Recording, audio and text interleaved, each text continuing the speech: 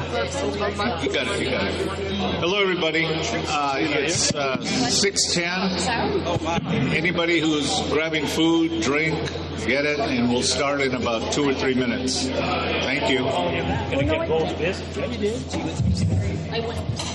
I did. I went to the great of our budget. Now I got to just over to Victoria. Very right by the airport.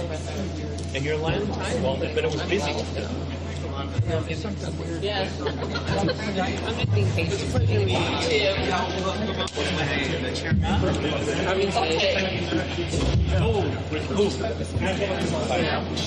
She's also out? Yes. We didn't take out, did we? That's what I'm trying to say. What is it?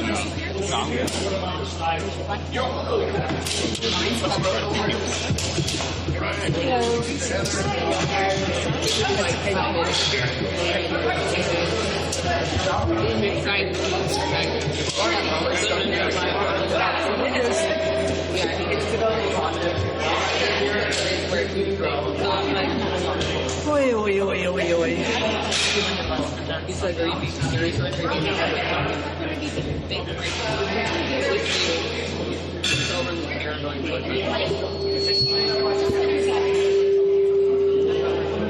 Well, now I have to get it down. He's like, I'm not ready again. Are you proud? Dude,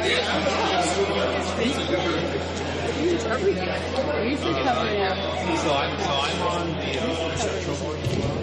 So that is Sandra. I was like, they're not standing up, we gotta fight them. The problem is, I guess, for me, because the system is out of a work plan, ideation, and things of that nature. This is your board, and this is you all's board as well. The most I will say I will try to do is just support when it comes down to the Brown Act, the board, the neighborhood commissioners' policies, your own bylaws. Other than that, I'm not here to tell you what to do. I'm just here to support you all and trying to get the job done. So if you might think or feel like I'm stepping out of a line somewhere, please do not hesitate to provide me with that feedback. Again, my role is to support and not tell you all what to do, okay? So that's just me in a nutshell. Again, that would be my approach, project management, so deadlines and timelines, okay? Other than that, we have the third item on the agenda, officers selection or election. So we're gonna go one by one, right? Any nominations for president? You can self-nominate or you can nominate. Don't be shy. Yes. Ray Regalado. Ray. I second. Is there anyone else nominate self-nomination for president? You don't have to second. Oh. Is there anyone else? Well, then I wanted to say it. Again, you're bored. The main next question is whether the nominee accepts. Yes. I accept. Thank you. Accept. Yay! With that being said, if you don't mind, can you please introduce yourself and let us know why you would like to be the president? For those of you who don't know me, and I think there are a few, been with the neighborhood council system now. I think I'm on my 13th or 14th year, right? And I'm going to tell you kind of a quick story. When I was working for the county and I was doing community work, there were issues that community would run into when I'm in the city of Los Angeles, and they say, well, they would come to me and say, I wish we had more of a voice in our community. And I said, join your neighborhood council. And guess what? I wasn't in my neighborhood council when I was telling others to do it. So I decided to take my own advice, and I joined Northwest. And I want to just say that Northwest San Pedro Neighborhood Council is probably the best neighborhood council in the whole wide Los Angeles city. So, but it's all because of you all around the table, the people who preceded you, and the people who sit out there, because they hold us accountable. So that's a little bit of my time. I do have a little experience. I've had a lot of experience organizing communities under the banner of Los Angeles County. I was their countywide dispute resolution coordinator I had nine nonprofits and 3 governmental agencies that worked in my program, and we would have a total of like 22 to 25,000 people a year working through their disputes respectfully. So this is the kind of stuff I like. So thank you. Thank you. Any questions from the board? Nah, he's answered everything in the last week. Any public comment? Any questions from the public? No? Is there a motion? I'll make the motion. Well, let me correct myself. Did you want to go one by one, or in terms of approval, or did you want to nominate everyone and approve them all at once? Your board. We go one by one. One by one. Thank you. And there are some special rules with the first 2. Well, the first in particular, but also what follows. So if we're ready for the vote, I will go over those special rules now. And what are those special rules? Okay. For the office of president, the highest ranking officer or board member or officer still on the board does not vote except in a tiebreaker. So in this case, that would mean Chris, as vice president, would not be voting for the office of president. Once the new president is elected, then that person does not vote for any of the other officers except in the case of a tie. And then they would be the tiebreaker. Appreciate that. And if you want, I can call the roll for the votes. Otherwise, you can. I can call for the motion. You can call for the vote, if that works. Motion by Adrian. Do you have the list of board members? I don't have the list of board members. So you'll have to call. Then it might be You can call the vote. I was just going to call for the motion. Except for any that I may be. Okay. I'll make the motion. Yep. Is there a second? Don't need a motion. Oh, We don't need- There's not a motion for it. Okay. Just as soon as we're done with knowing who the candidates are, we can vote. Call the vote. Okay, so since we only have one candidate, it's a yes or no vote. John Barbera. Yes. Christina Calandra. Yes. Vic Christensen, aye. Adrian Fernandez. Yes. Cynthia Gagne. Yes. Christina Guzman. Yes. Alonzo Jenkins. Yes. Melanie Lebrecq. Yes. Kelly Miller. Yes. Kane Nicholas. Yes. Ray Regalado. Yes. And Chris, by definition, abstains. Yes. So that is 11 ayes and no noes. So you win. Welcome. Thank you. Next, we have the vice president. Any nominations? So you can also self-nominate as well. Yes. I nominate Chris Fire. Is there anyone else who'd like to nominate themselves or nominate anyone else? Seeing that there's none. Chris, do you accept? I do. In the same fashion, please introduce yourself and share why you'd like to be the vice chair. Thanks. I'm Chris Faye. I've been a board member, actually next month will be 10 years. I found the work both frustrating and rewarding. I'm really proud of what the board does and what it stands for, and for the most part, how we conduct ourselves. I'm really encouraged about the incoming board members, and it seems like with what's going on locally and in the country and in the world, we'll have our work cut out for us. And I'm happy to have this group of people here to kind of collaborate with. It's a good crew, and I'm happy to be part of it. Thank you. Any questions by the board? Any members of the public? Seeing that there's none, please call the vote. Again, since there's only one candidate, it's a yes or no vote. John Barbera. Yes. Christina Calandra. Yes. Vic Christensen, aye. Adrian Fernandez. Yes. Cynthia Gagne. Yes. Christina Guzman. Yes. Alonzo Jenkins. Yes. Melanie Lebrecq. Yes. Kelly Miller. Yes. Kane Nicholas. Yes. And Chris Valle. Yes. And Ray, by definition, is abstained. That is also 11 ayes and no nays, so you win again, or you win. Welcome. Not again. Vice President. Next, we have our secretary. Was there anyone who would like to nominate themselves or nominate a secretary? I nominate Vic Christensen. Who did? I nominate Vic Christensen. I'm I already did. That was his. like, who got nominated? Oh, Vic. Please forgive me. Is there anyone else who would like to nominate themselves or nominate someone to be secretary? Seeing that there's none, Vic, please introduce yourself and share why you'd like to be the secretary. Oh, okay. Well, I was in the middle of no problem. doing something with the count, and that's what. Yeah, doing secretary work. Yeah. I have been involved with the council, I think, since 2019 on a committee first, and then joined the council in 21, and been secretary ever since. Doing the agendas and tallying votes and doing secretarial stuff. So I accept and I'm ready to keep doing it. Appreciate it. Any questions from the board? Any questions from members of the public? I kind of feel weird about saying it. Please call the vote. If you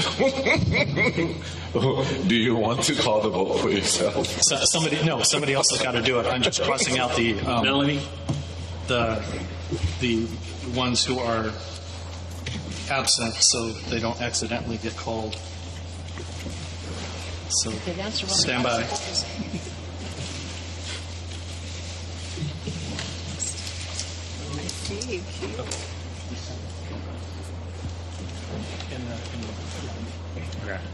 Basically, first column is yes, and second column is no. Okay.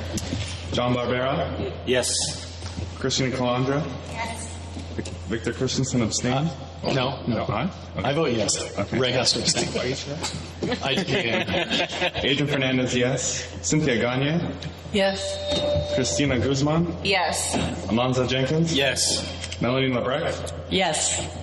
Kelly Miller, Yes. Kay Nicholas, Yes. Ray Regalado, Abstain. abstain. Okay. Christian Vai, Yes. let's see, 11 ayes, 1 abstention, or 10 ayes, 1 abstention. Welcome back, Secretary Jacob.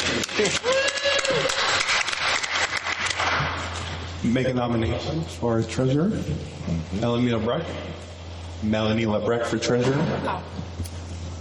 Any other nominees? You can also Who was the nominated? Melanie Lebrecht. Who nominated? Oh, I did. Adrian. Yeah. Nominated Melanie. Any other nominees? Any self-nominations? Seeing that there's none, Melanie, do you accept? Yeah. I've been doing this for 10 years, and it's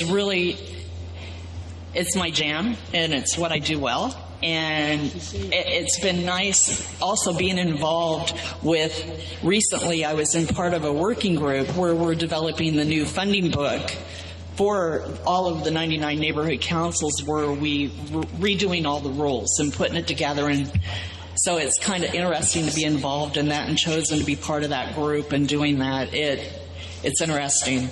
And I'm looking forward to seeing a little bit more streamlined funding regulations coming out of it. So. Might I add, thank you for your hard work. You are the first treasurer I heard excited about the role. Everyone's always like, no, but you were like, yo, this is my bread and butter. This is what I do, so I appreciate that.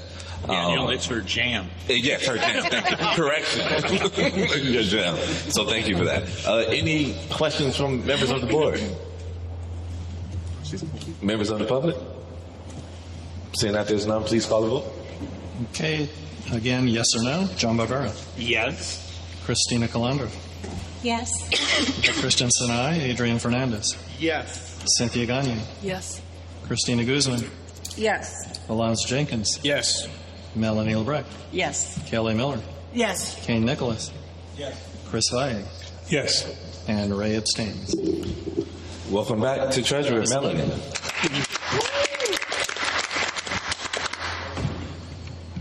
Next up, we have our second signer. Going once? No, I'm just messing with you. Anyone like to nominate themselves to be the second signer? John Barbera. John. Anyone else? Seeing that to John, do you accept? Sure do. Now,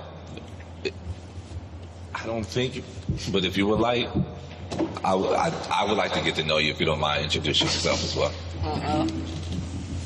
It all started back in Sicily. I knew it. You got your I was betting money on this. He doesn't know me. Wow. Hey. Be careful what you ask for. Yeah, with me, Daniel, yeah, you're in trouble. No, I've been doing this since I moved in here to San Pedro in 2015. My neighbor, it wasn't a thoughtful thing she said. It was just said, we need you on the board. I said, okay, Lori Jacobs was my neighbor. So, and I came on the Youth and Outreach, and a few years later, in 2018, I joined this, council. I must like this because I'm on 5 committees, and, I love San Pedro. It's a great place. Where else can I see all these Italians roaming around? And Oh, boy. that's it. That's it. Appreciate it. I don't think it calls for any questions unless you all have some as the board. Like, why do you want to be the second signer again? Or if anyone in the public. But if not, you can call the vote, please. Well, you never know, Once again, yes or no? John Barbera. Yes. Christina Calandra. Yes. Vic Christensen, aye. Adrian Fernandez. Yes. Cynthia Gagne. Yes. Christina Guzman. Yes. Alonzo Jenkins. Yes. Melanie Lebrecq. Yes. Kayla Miller. Yes. Kane Nicholas. Yes. Chris Valle. Yes. And Ray abstains. Thank you. Thank you, John, for becoming the second signer. Daniel? Yes. Could I ask a question? Yes, ma'am. Can I say something? This is a new position. Which one? That we're adding to the financial executive board, for our budget and finance. This is a new position. Okay. Can I explain what it is? Sure. Okay, this is a new position that we're adding because a lot of times when John has to recuse himself, then it has to go to Ray because there's no alternate signer. And it was recommended during this whole funding working group that you always have an alternate signer. And to add this was one of the recommendations, the new recommendations for the board is to have that alternate signer in case your second signer isn't available or has to recuse themselves. So that being said, also if he has to fill in as treasurer, then that other signer fills in as second signer. Nice. So that being said, this is a new position that if someone's interested in filling that position, but you have to be part of the Budget and Finance Committee also. Okay. Maybe everyone got that. So you would have to join, if it's somebody new, have to join the Budget and Finance Committee. Oh, man. So somebody doesn't want to be a signer anymore. But no, thank you for that information. So, Anybody? What day is the Budget and Finance Committee What? meeting? What day is the Budget and Finance Committee the meeting? first Wednesday of every month. Also, you have to take the 2-hour online, in-person Zoom funding officer training. Yes, and that so for clarity, that also goes for Well, online or in the person. bank card holders as well. So if you weren't a signer or a treasurer and was a bank card holder, you will also need to take the financial officer training. That one specifically is held by the city clerk funding division. The difference between that one and the one that's on the Cornerstone portal is that it has more information because you will technically be handling public funds. The good side of that is if I were to mess up, you would have took the Cornerstone training and then did the financial officer on top of that, where you can just do the financial officer training and do not have to worry about doing the funding training in the portal because it covers that and more. So just wanted to be clear there. And the next financial officer training is July 22nd online from 6 to 8 in the evening. Yeah. Yes, please use the mic. Thank you. Mm-hmm. This is my microphone.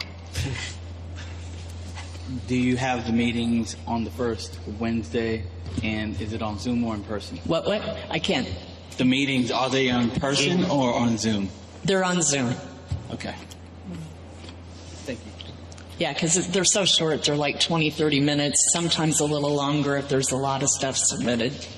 The main one that would not be on Zoom would be if it involves going through MPG applications, Which we don't have. which is once a year, if at all, which is another story. So, any nominations? Christina, you want to do it? All right, I nominate Christina Calandra.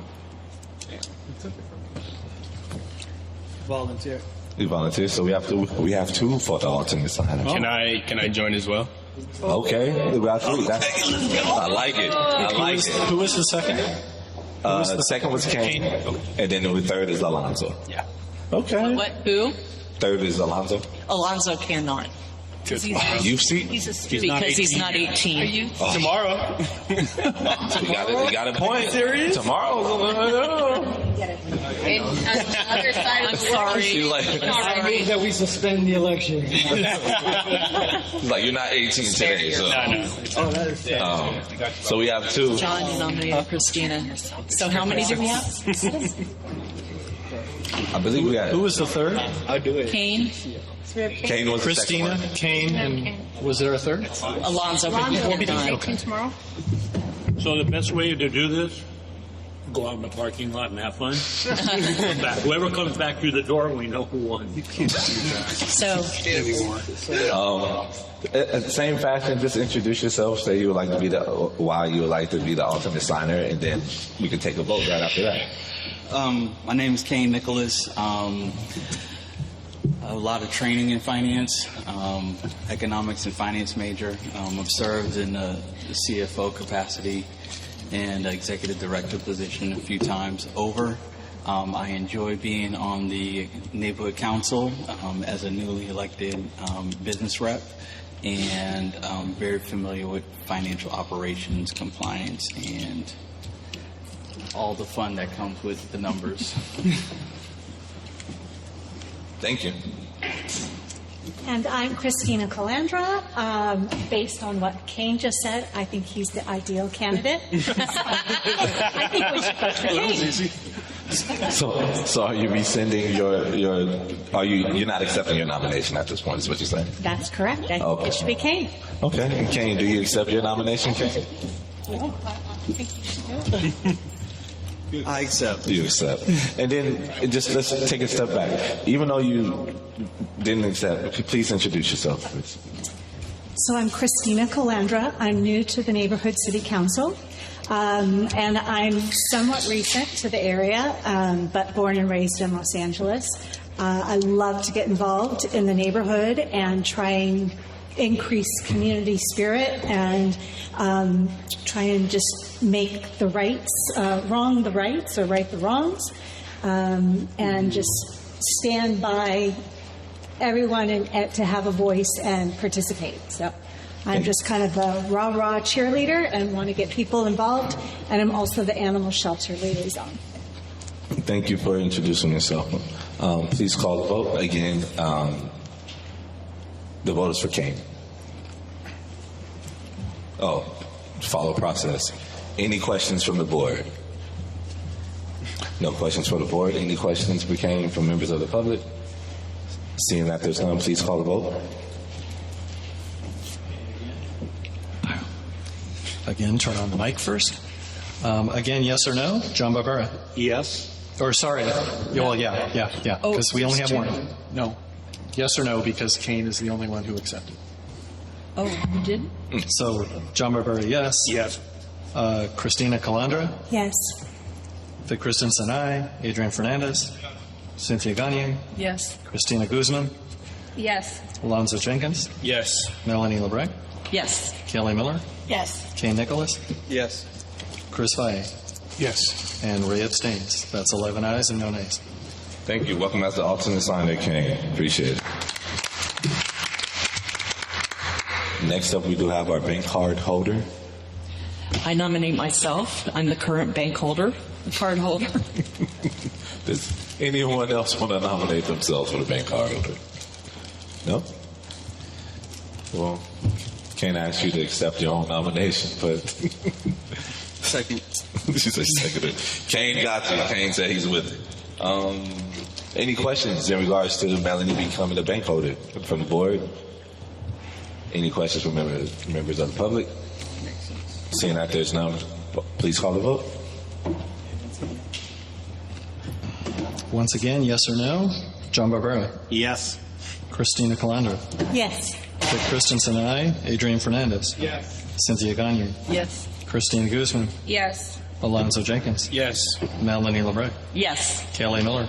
Yes. Kane Nicholas. Yes. And Chris Valle. Yes. And Ray abstains. So that's 11 ayes, no nays. Thank you. Our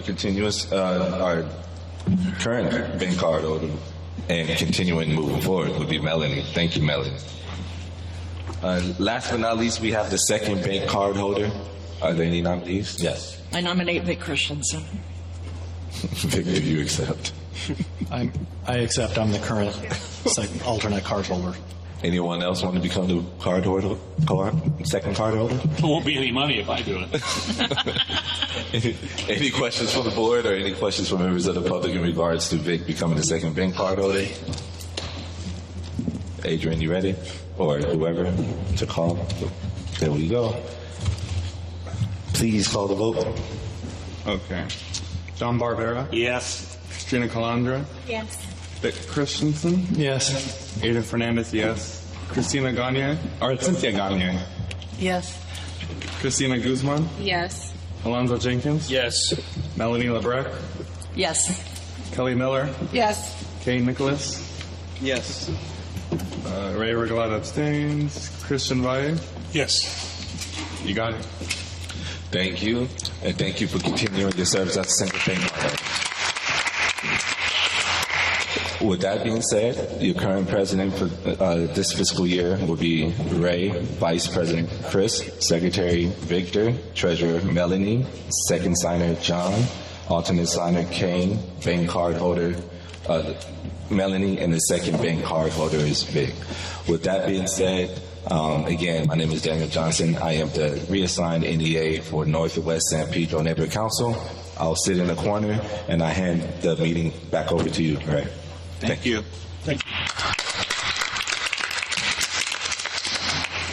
So we're all through with the agenda item number 3. Congratulations to everybody, and I'm really looking forward to a really exciting, fruitful, moving forward, I can't think of anything else, year. So thank you all. Point of order. All right. Number 4, public comment. We have 5 public comment cards that have been filled out. If there's any others, please get them up to me as quickly as possible. But we're going to go ahead and start with, I'm calling them in the order in which I received them, and the first person is, oh wow, it's Lori Jacobs. And let's limit the comments to 2 minutes or less. Congratulations, new board members and newly elected members. Awesome. I just wanted to speak about the San Pedro Public Library has a program called the Star Volunteers, and I signed up last year. It's basically a program where you go for a couple of hours to the library and you read to the children. And they're looking, right now we only have 2 volunteers. You go through a very simple online training, much easier than the training you have to do to become a neighborhood council board member. But just giving you some do's and don'ts and some tips on how to read with kids. It's extremely rewarding. The kids absolutely love it. So if anybody has one day a week that they'd like to give a couple of hours, let me know. Amy Epperhart is the children's librarian. You might recognize that name because that's Doug Epperhart's daughter. It's just, if you have a couple hours to give, or you know somebody that does, they'd really like to have some more volunteers, especially in the summer where more kids are coming. So that's my pitch. Thank you. Okay, number 2, Rachel Brunke.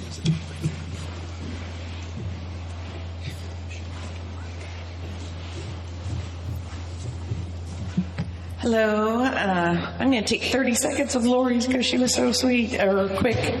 I'm coming here as a member of Harbor Area Peace Patrols. We're an organization that started just 5 weeks ago. We're a group. We have about 40 or 50 people that have joined our group in the past 5 weeks. And that is to help inform our community members and our friends and neighbors that ICE is kidnapping people around our neighborhood.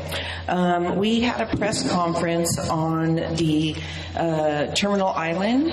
The president of the city council was there, Tim McCosker was there, Janice Hahn was there, Al Marasucci was there, Mike Gibson was there, the chair of the Chamber of Commerce was there. It was epic.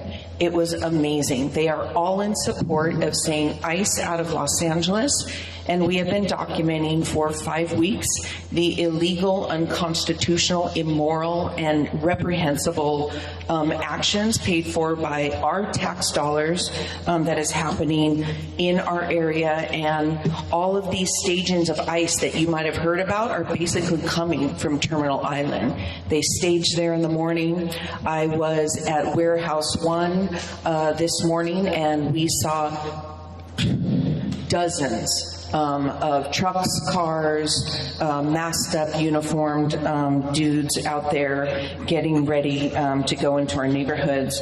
We patrol in this specific area, Home Depot, car washes. Someone was abducted the day after we helped them know their rights. The ICE came back the next day and abducted them.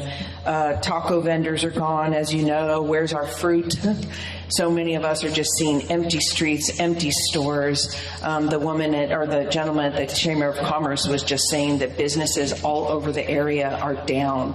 So in so many ways, this is super harmful. And it's not privileged people like me being targeted. It's the Hispanics, the Latinos in our community, and that's not cool. That's apartheid and racist. And so I have an ask that this be put on the agenda for next month. And, Melanie, I've worked with you before. It'd be awesome if this could be taken up by public safety. And one time when we worked together, we talked about the idea of public safety being expanded beyond just like police to the idea of mutual aid, that we need to start keeping each other safe and know what that means. So I would love this to be a presentation. Come on down tomorrow to Central San Pedro Neighborhood Council. We're on that agenda, and we have a presentation with slides and things of pretty intense pictures. We showed them at Terminal Island on Friday, and people literally gasped when they saw what was going on. And I just have to say, some of you, in your hearts, you might say, well, people are illegal. They broke a law 20 years ago or whatever. We do a lot of illegal things as the United States of America around the world. And nothing happens to us, and we do a lot of things illegally in this country, and so this ratchets down way low on the totem pole of like what matters. So, we're seeing it obviously as a red herring to the larger problems of our society, which are not, taco guys on the side of the corner side of the street. So anyway, that's my ask, that this be agendized, and that's it. And come on down to Central if you want to see that presentation. So thank you very much. Thanks for the question. Yeah. Share your Instagram. Okay. Sorry. Oh, no, you can't. Yeah, but it's Harbor Area Peace Patrols. Thank you. Sorry.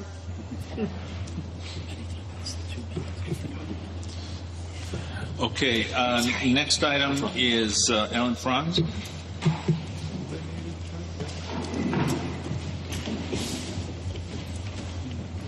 Thank you, Ray. Alan Franz. I'd like to first thank Rachel for focusing everybody's attention on the travesty being conducted by ICE, and Lori for all the things she does. But I'd like to follow her, too, in congratulating the newly elected members and the returning members of this esteemed body, and to thank you for giving your time and energy and care to the community. The events I signed up to primarily address this evening are a couple of upcoming walks. We live in stressful times, and taking a little time to take a walk can be good for the soul and lower blood pressure and produce other benefits. This coming Wednesday, 2 days, less than 48 hours from this evening as we speak, if you can restrain yourself for a day and a half at 9 o'clock on Wednesday morning, from the back of the parking lot here, there will be an exercise walk through Peck Park Canyon. And 10 days after that, on I believe that's the 26th or thereabouts, the fourth Saturday of the month, there's a nature walk starting from the same location, Saturday at 9 o'clock in the morning. A chance to more slowly enjoy the features of Peck Park Canyon, a resource here in our community that many people don't know is there. Thank you.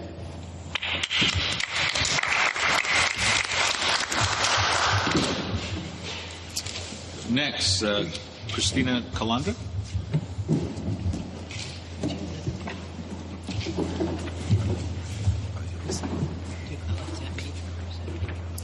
Hello, Christina Calandra.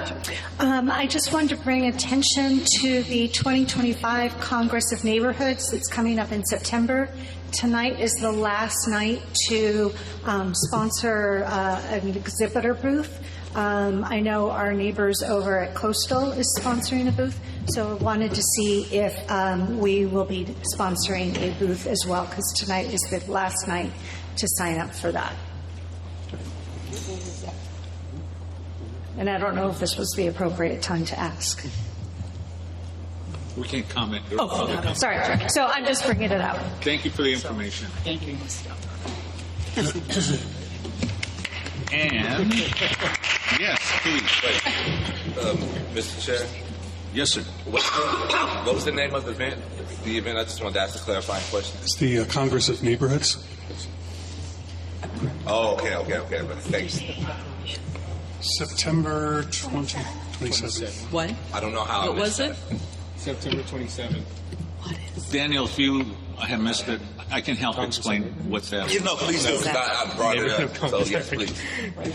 No, go ahead. Oh, you want me to do it? I was actually making a joke. I don't know how I missed the event, and so I was asking a clarifying question. What's the name of the event, in case I need to, on behalf of the department, get a booth. So this Congress of Neighborhoods is where the 99 neighborhood councils come together and they meet at City Hall, and that's normally where the event is. It's a great opportunity to network, for them to network, host workshops, et cetera, et cetera. So it's always a great time for, I do believe it's open to the public, correct? Yeah. It's always a great opportunity for members of the public to get more information, to meet with various departments and ask questions and things of that nature. Not necessarily an open forum, because other neighborhood council leaders are the ones putting it together. However, it is a great event, great turnout, and it happens yearly. It's annual. And it happens in September. Okay? You're welcome. Thank you, Daniel. And our last speaker card is from Albert Ramirez.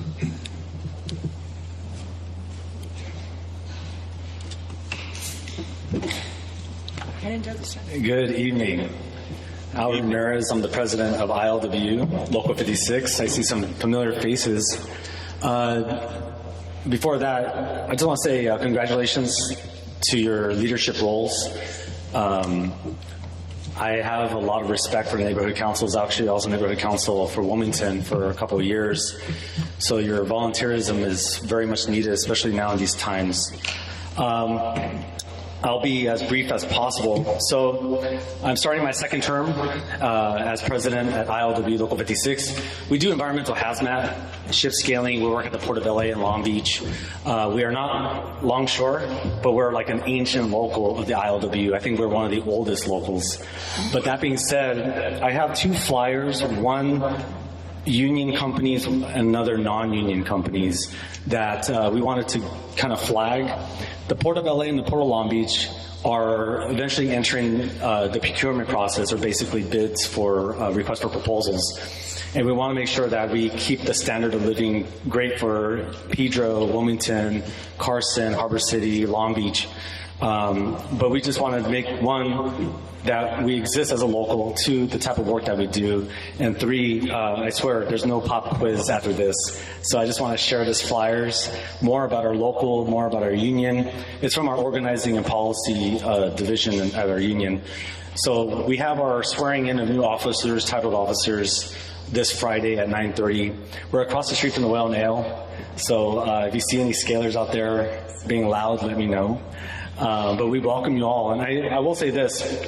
We are working on a DDT panel discussion down the road because we know what's happening off the coast of Pedro and Wilmington. There's some documentary called Out of Plain Sight, and it talks about DDT and contamination. So, you know, we want to be a partner in the community. We've been around for almost 100 years. We actually predate Local 13. So that being said, you're always welcome to our union hall. We see the community as vital, especially in these times, and we have a great working relationship with our fellow elected leaders out here in Pedro, Wilmington. So count us as a partner, and I'll just leave this all with you all. Thank you. Thank you.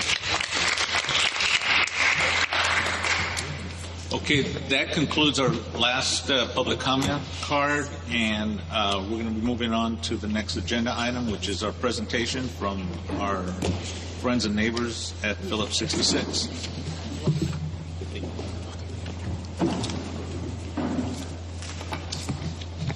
Hello, good evening, everyone.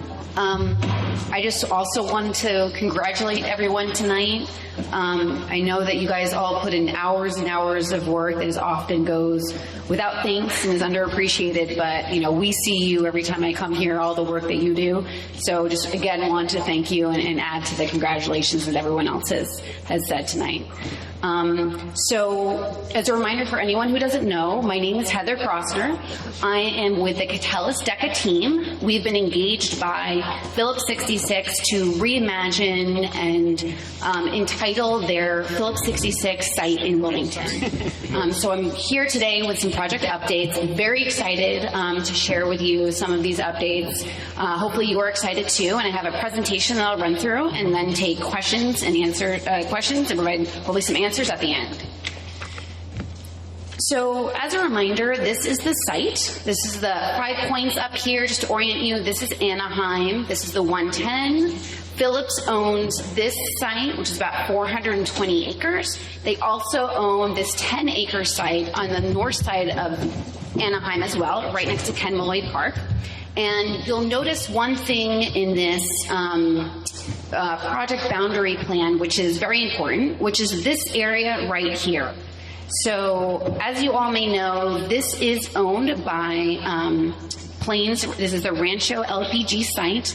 This is a site which has butane tanks on it, which for years and years, I think decades now, the city has tried to eliminate this use. I know that your neighborhood council has written letters, councilman has written letters. This has been a big concern of the community. And you'll see that it is in the project site boundary. And that is because it is going to be part of the project and is part of the project plans. So over the last few months, we have not been able to share this until now. But over the last few months, Phillips 66 has been working with the owner of Rancho LPG to incorporate this project, their site, as part of the project. So what does that mean? That means that when this project gets approved, this will also be approved with it and redeveloped, and these uses will go away. Good. Excellent. Yeah, we knew that this was a really, really big deal to the community, and so very confidentially, sorry that we couldn't say anything more, we did not want to jeopardize that, and that's also the reason why we didn't present last month. We wanted to wait until we had this deal to share with you and include it as part of the project. And luckily, Phillips was successful in getting this done. and we are able to include this as part of the project. So you will see this now in part of all of the project applications. So just to be very clear, business as usual right now, nothing on that site is changing tomorrow, but if and when this project gets approved, those uses will be gone. So over the last few months, we have been going out to the community talking about this site. As a reminder, the kind of back area of this site will be industrial. It is zoned industrial right now, but going forward, our goal is to rezone this whole area. This is the Anaheim corridor. This is about a mile of frontage, and this purple area represents about 75 acres, which is about 44 football fields in size, so really large.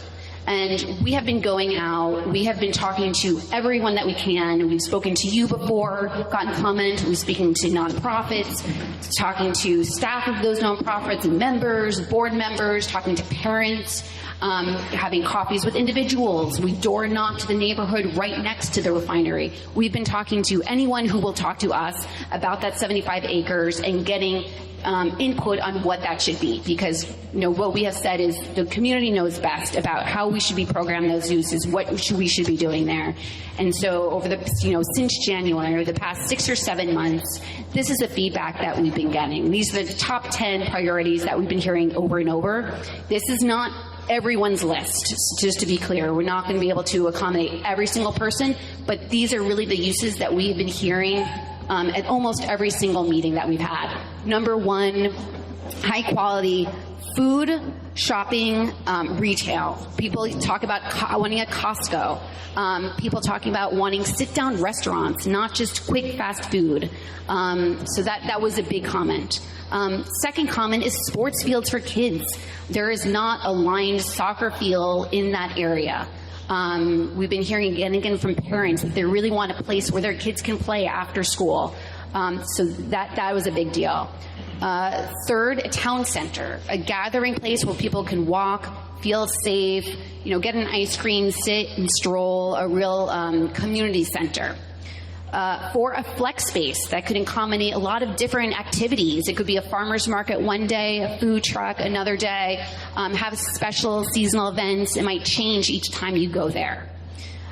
Fifth, a community meeting space. Not a lot of community meeting space. There's Banning's Landing, but not too much else in that area. Playgrounds, walking paths. We keep hearing a lot that people want to be healthy. They want to be able to walk, to eat right, to have play areas for their kids.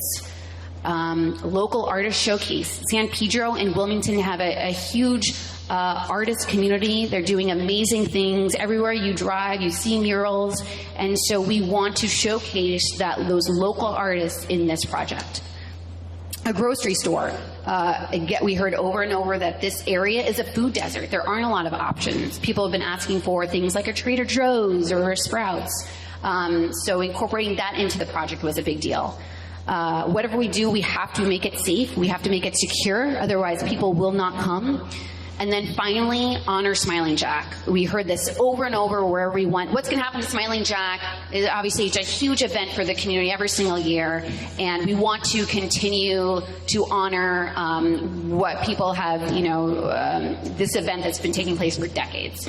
So we took in this feedback, these kind of top 10 uses, and incorporate it into the project. And I'm going to walk you through first at a very high level where we've incorporated each, and then I'll get a little bit more granular and walk you through the site. But for each of these things, you will see it in the project they are proposing today.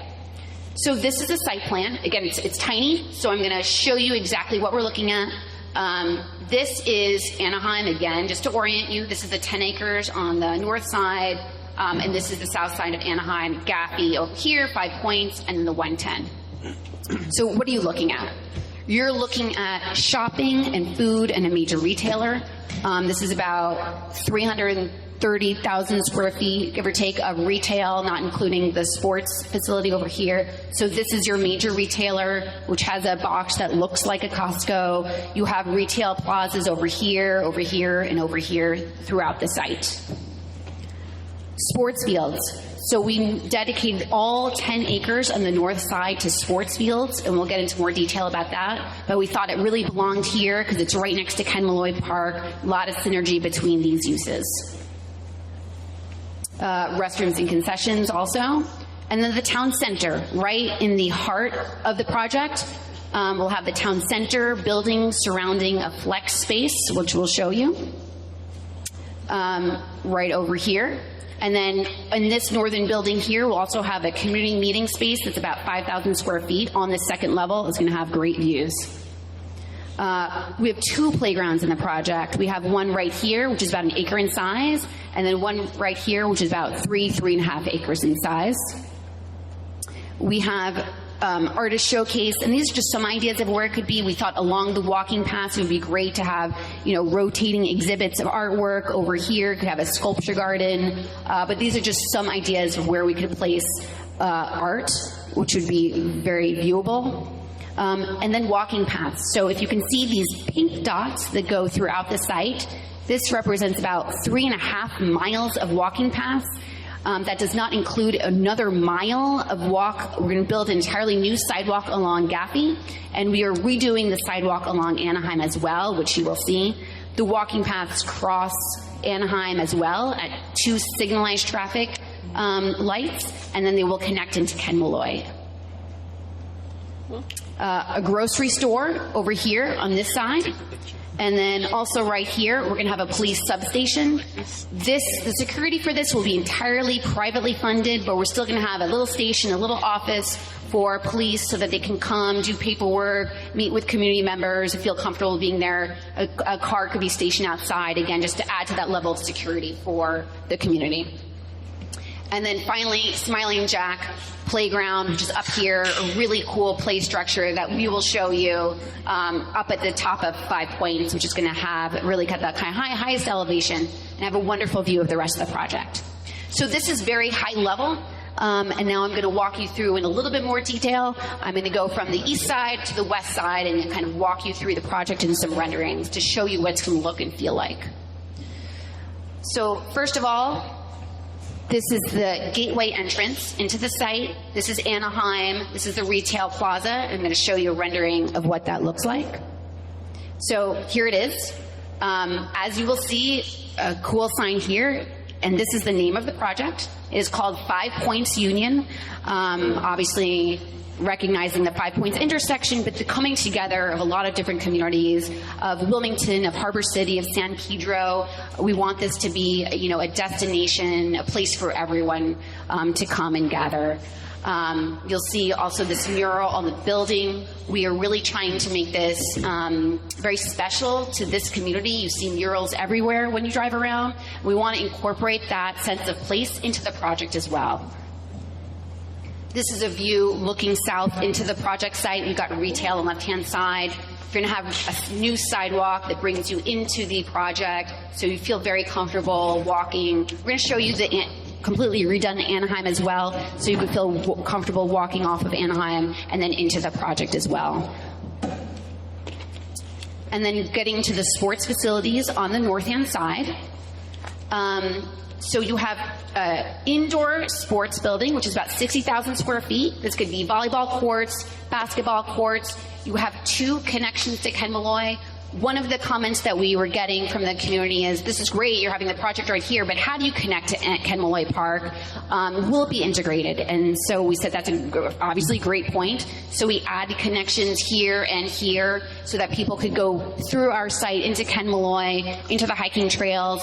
Another concern was security. So again, we would probably make this fenced or have some sort of perimeter here and gates that could open and then close at night just to make sure that there was some security for folks. And then these are 2 full-size soccer fields. Again, the first time that we went out to the community and talked about this, we were actually proposing 3 futsal courts, which is 7-on-7. We thought, great, more courts, better for everyone, right? No, apparently not. We got some feedback from LA Harbor College, from some of the schools in the area, that, we don't want futsal, we want full-size courts. So we went back, we redesigned this, we moved the sports building over, and now you see 2 full-size courts over here. Also talking to Harbor City, which they're into baseball. And so we talked about being able to stripe a corner of the soccer field for baseball as well. Again, we're really trying to have a dialogue with the community, be responsive, changing where we can to accommodate the needs of the community, and just having a real productive back and forth. So that's how this site plan has evolved. This is a rendering of the soccer fields. These are the two full-size soccer fields, here and here, restrooms. And this is the sports building, the indoor sports building right here. You can see in the background, so this is the retail area, and this is the town center. And in the background here are actually the warehouse buildings. You'll see this really colorful graphic design. Again, we wanted this to represent the area, which has these beautiful murals everywhere. We wanted this to be colorful, to stand out. We wanted this to look like buildings that you wouldn't find anywhere else in the country. I've never seen buildings like this in the country. So we've been going out, talking to people about folks. We're getting a really good reception about the design of this. They think it looks, a lot of people think this looks really cool. But again, we thought this could be a really fun backdrop. And again, mirroring kind of the coloring of the sports building as well. This is a rendering of the sports building again, of the landscape on Anaheim. We're working with Rios, which is one of the best landscape design firms in LA. They've done 3rd Street Promenade, they've done the Hollywood Bowl, paid a lot of attention to the native landscaping, to the lush landscaping, to the pops of color. Really thought that we got the best landscapers out there to come in and design this. And then this is a rendering of Anaheim. Again, just to point out what we're doing on the south side as well. As you know, right now that sidewalk goes right up against the street. No one wants to walk on the sidewalk. No one feels safe. We talked to folks on the neighborhood on the east side. A woman who has her grandson some days, she won't walk with her grandson along Anaheim into Kenmore Park because she does not feel safe. So we are completely redoing this. We're taking the sidewalk off of the street. We're including this landscape buffer right here, which will be lined with trees on the other side as well, so that people are separated from the street, and including these kind of canopy shade trees as well, so that if you feel more comfortable walking and you can walk into the site, and you don't, for that community to the east side, they don't have to drive their cars. So this is a rendering of Anaheim, and then going into the town center. So this is the town center right here. You have buildings surrounding this flex lawn space. On this northern building right here, on the second floor, this is only going to be the only building with a second floor. That's going to be the new meeting room space at 5,000 square feet. This is a flex lawn. You see down here, this is actually a drive aisle. So normal, average days, cars can park here, but it will have different colored paving so that cars are aware there's something different about this area.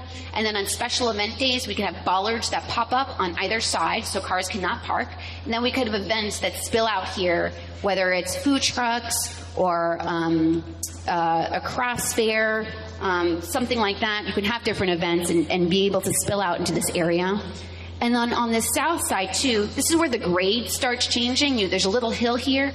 So this area is really some amphitheater style seating so people can sit here and look out and see what's going on in the flex lawn. And I'm going to show you the renderings of what that looks like next. So this is the town center area. This is Little Plaza. This is the 2-story building on the second floor. We're going to have that meeting space.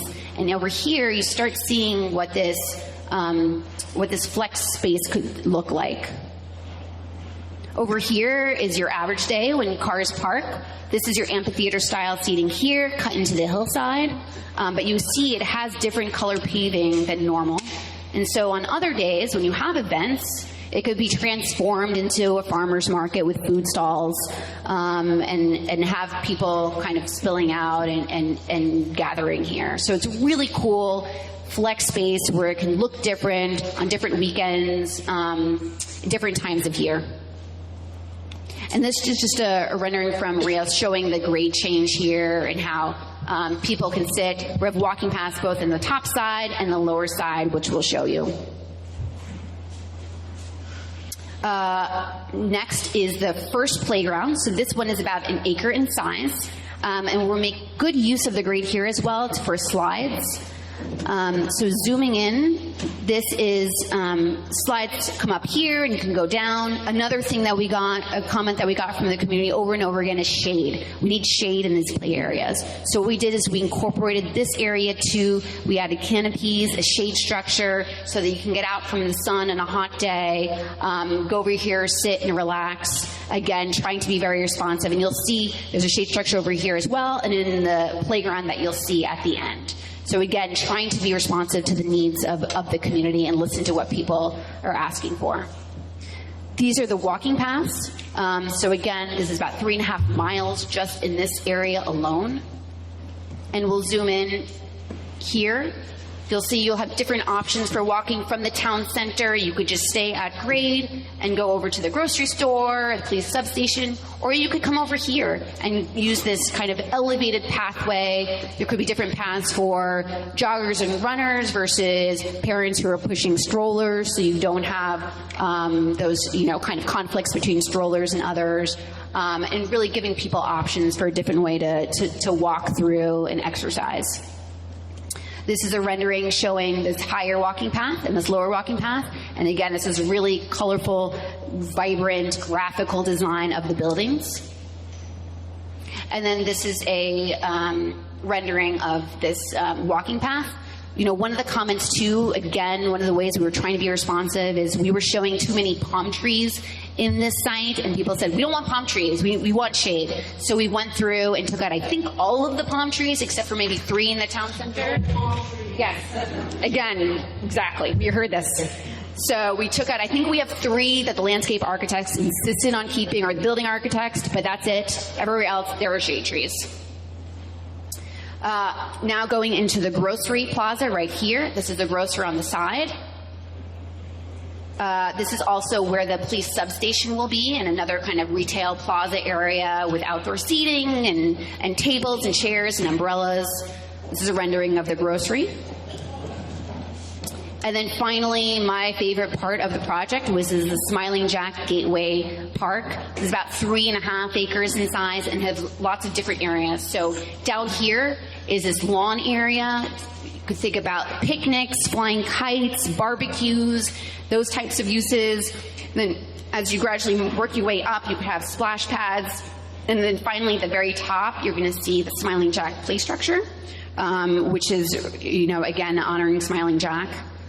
So here is a rendering of this area. You can see how large it is. You can imagine how many different types of uses you could have here, movie in the park or other kind of small little concerts. There's a shade structure over here, which is a little bit hard to see. And then in the distance, it's Smiling Jack play structure. This is as you work your way up.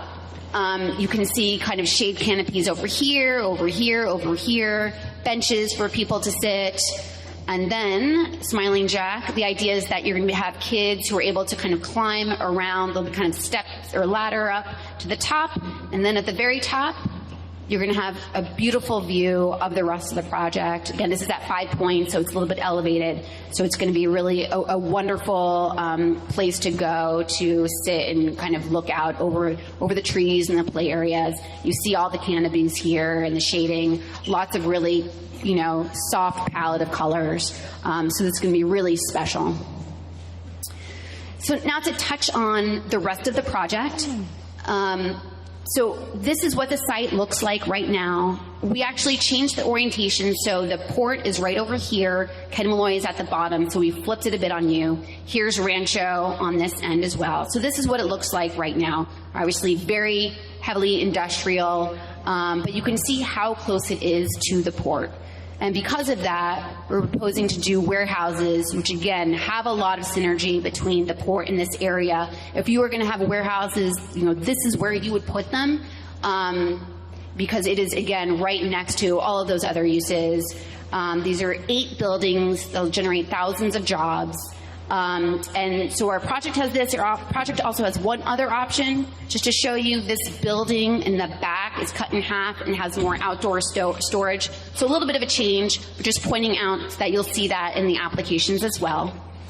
Obviously, a paramount concern is trucks. So we are not going to have any trucks from these warehouses on the local streets. This is John Gibson right here. As some of you may know, there is an existing tunnel under the 110 that goes from this area directly onto John Gibson, which gets you onto the 110 freeway in either direction.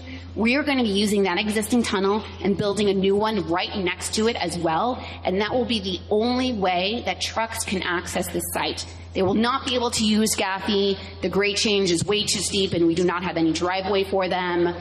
They will not be able to use Anaheim. This will be the only place where trucks can go so that they go onto John Gibson and then directly onto the freeway on either direction. We have been started talking with Caltrans. We have 3 different civil engineers working on this, a bunch of different traffic engineers working on this. This is obviously our kind of number one priority. And so we understand that commitment, and we are 100% committed to that. And then again, this is just at 75 acres on the northern side around Anaheim. And that is the project, and it has my contact information and as well as Rafa's. We have our business cards, and happy to take questions now. And thank you for bearing with me. I know that was a long presentation.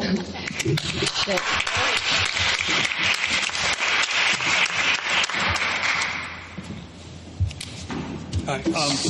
First of all, thanks for putting all this together. It looks very expensive and very slick.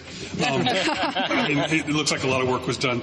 And not just in the preparation, I think it seems like whoever put this together was listening to what people have been asking for with all the other development. That people want to put in X, Y, and Z. And we've said, well, what about A, B, and C? And this seems to cover a lot of bases. I mean, it may not be perfect, but I think it's a fantastic place to start. And it really does. I think the idea, when you went down the list of those 10 items, I really didn't expect to see those all reflected in this scheme, but it seems pretty well balanced, and it also adds things that don't really exist in this part of the city already. So, I don't necessarily have a question other than, how do we get this done? Well, I appreciate that. Thank you so much. We really have put a lot of work into this, so thank you. I appreciate that. I see hands, and I'm going to be calling on him, but I saw a couple of things that I really would like to maybe start off some of the questions with, if I can just so happen to do that. But I'll be getting to all of you. I'm concerned about Rancho. I saw that on the drawings. It didn't appear to be anything on there. Do you have some sort of plan that's what's going to be on that piece of property? Yes, it's only about 20 acres in size, so it's probably going to be kind of parking, that type of use. We're not planning to put a building on there. So it's just going to probably be parking, outdoor storage, that type of use. Can you tell us what type of lawns you're going to be using for the facility? What type of what? Lawn. Landscaping. Lawn. Like grass. Grass? Yeah. Is it the soccer fields will be turf, but everywhere else it will be grass. What do you mean for artificial grass? For the soccer, yeah, artificial turf. No. We are happy. I am agnostic. I'm happy to talk about it. I think that's the feedback that we got from other folks. But again, we're happy to. I do not have a dog in that fight. I'm happy to talk about the field type. Yeah, I would just suffice it to say that the community is already pretty well aligned and motivated against the use of artificial turf. Okay. And that's already been proposed for another development that, again, has gotten a lot of local interest. So just grass. That would be the preference, I'm assuming. You got it. The parking in and around the facility is going to be fees to park there? Fees to park in some of the... that's a great question. I don't expect there to be fees. We haven't gotten that question before. I don't think gotten that far, but, we want people to be able to park there. I know that parking is a big concern. There's no parking on the street. We don't want parking in the community, so I expect it to be free. But we haven't gone that far, but great question.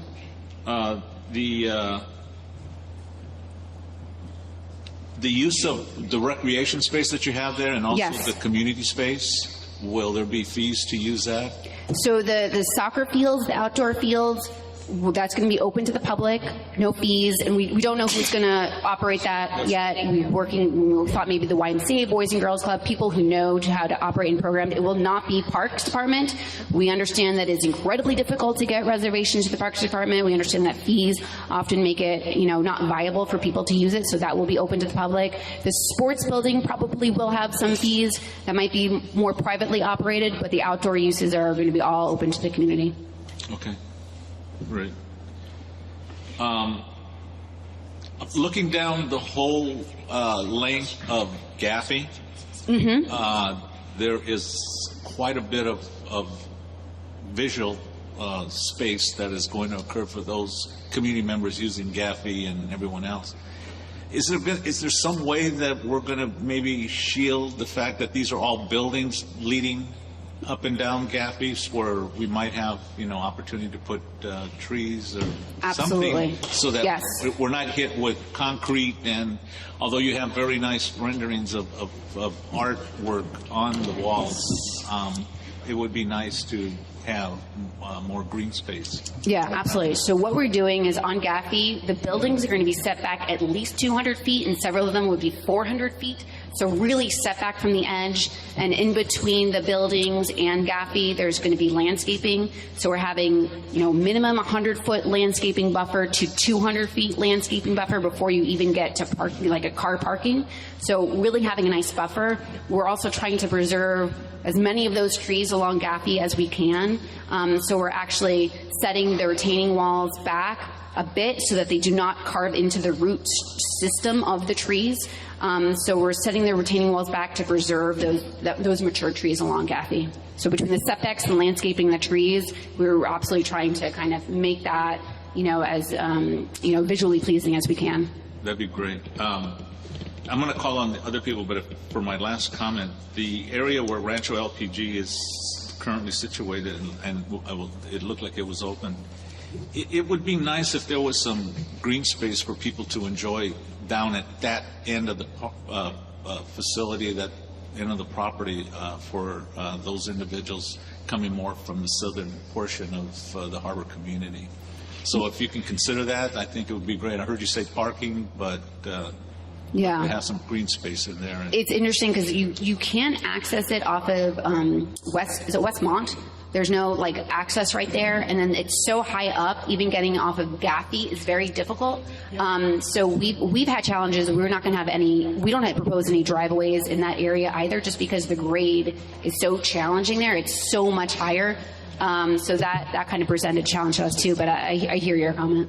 Okay, thank you. So I saw Vic's hand, I saw Melanie's hand, then is Kane and Adrian.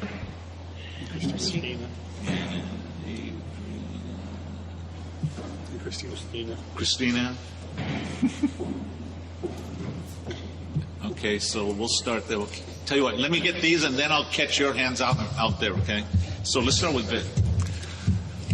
As I'm sure you gathered from the response, very happy to see the Rancho LPG tanks leave the area.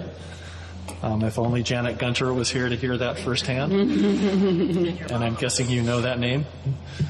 No? I think I have. Okay. I've never met in person. For the office and meeting space type places at a minimum, but I'm guessing the other spaces too, the buildings, will the infrastructure be pre-set up to allow for Wi-Fi and things like that?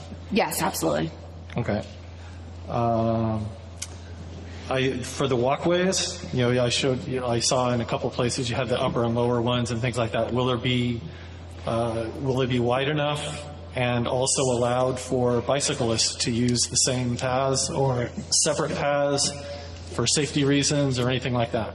Yeah, we would want bikes to be separate. I don't even know if we will really allow bikes in just because there is the opportunity for conflicts. We want bikers to come into the site and then probably walk their bikes within the site just so that there aren't conflicts with strollers or people walking. But we can figure that out. It might be on the streets within. We can have kind of a bike lane within it. I just don't know that it makes sense for them to use the individual walking paths, but I'm open to that discussion. I mean, I agree with the theory. Yeah. Enforcing that could be a whole nother issue. Yep. Because you can say all you want, only, please walk your bike, but that doesn't mean everybody's going to. Yeah, absolutely.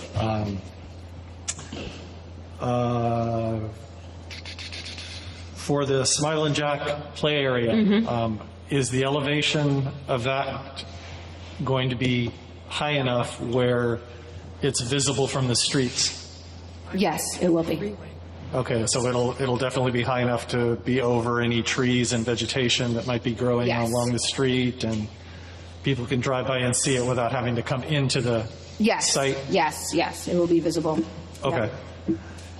And what is the estimated duration of the construction? I was going to say start and completion date, but since you probably don't know what the start date is, what would be the duration from beginning to end once it's started? It's a great question. So the once the project is approved, there's going to be demolition of all the refinery structures. That's probably going to take about 18 months or so. And there's going to be remediation, which will take about 18 months or so, 2 years. So 3.5 years, and then construction will start. So it will probably be several years for the whole project to be built out. For instance, we're not going to build all the warehouses at once. We'll probably start with 1 or 2 of them and then build them out over time, because they'll just saturate the market. So the industrial will be kind of long-term. I think the retail could be done within a couple years after, once remediation and demolition is done. So again, this is kind of be a long-term construction horizon. Okay, more pointed question. When would our Rancho LPG tanks be gone? Would they go first? Would you demo those first? Or can you demo those first? Yes, once the project is approved and we know that there is a project, then we can go ahead and shut down those uses and then begin the demo and begin the remediation, which will absolutely include Rancho. And last question, can we get a copy of the slides? Yes, absolutely. And we will, just so you know, we are going to be launching a website. We're working on it right now. We hope to have that done in the next few weeks. And then all of this will be also just available to the public as well. Okay. Melanie? Yeah, so a couple things. On the bike thing, I was going to ask, but are they going to ban electric bikes being on those sidewalks? I think so. Yeah. Yeah, it would be a good idea. Yeah. It just can do too fast, and they're too heavy. They can really hurt people. So they can get going too fast on those things sometimes, and then it turns into a whole other situation. Yeah. The other question I had was about the timeline also, but my question was, since the land where you're building all the retail space and the grocery store and all that aren't the contaminated land, and it's over on the other side, they can't start that like now and first before they start shutting down the other side? So the City of LA requires the entire project to be analyzed all together, which includes the demo, the remediation. We're not allowed to start any piece of it before, the whole thing is analyzed as one project. So unfortunately not. I mean, we would love to get going on this as soon as possible, but, we're going through the process. And then the other thing was the tunnel for the trucks. So we've had a lot of problems with North Gaffey that it's just getting annihilated, chewed up by the trucks constantly. And with adding all these warehouses, it's great that you're doing the tunnel. But is there going to be any type of enforcement to keep them off of Anaheim and off of North Gaffey and make them use that entrance exit area rather than using alternative because they don't want to wait in line or whatever and go off yonder on Gaffey, and then you have a pile up there?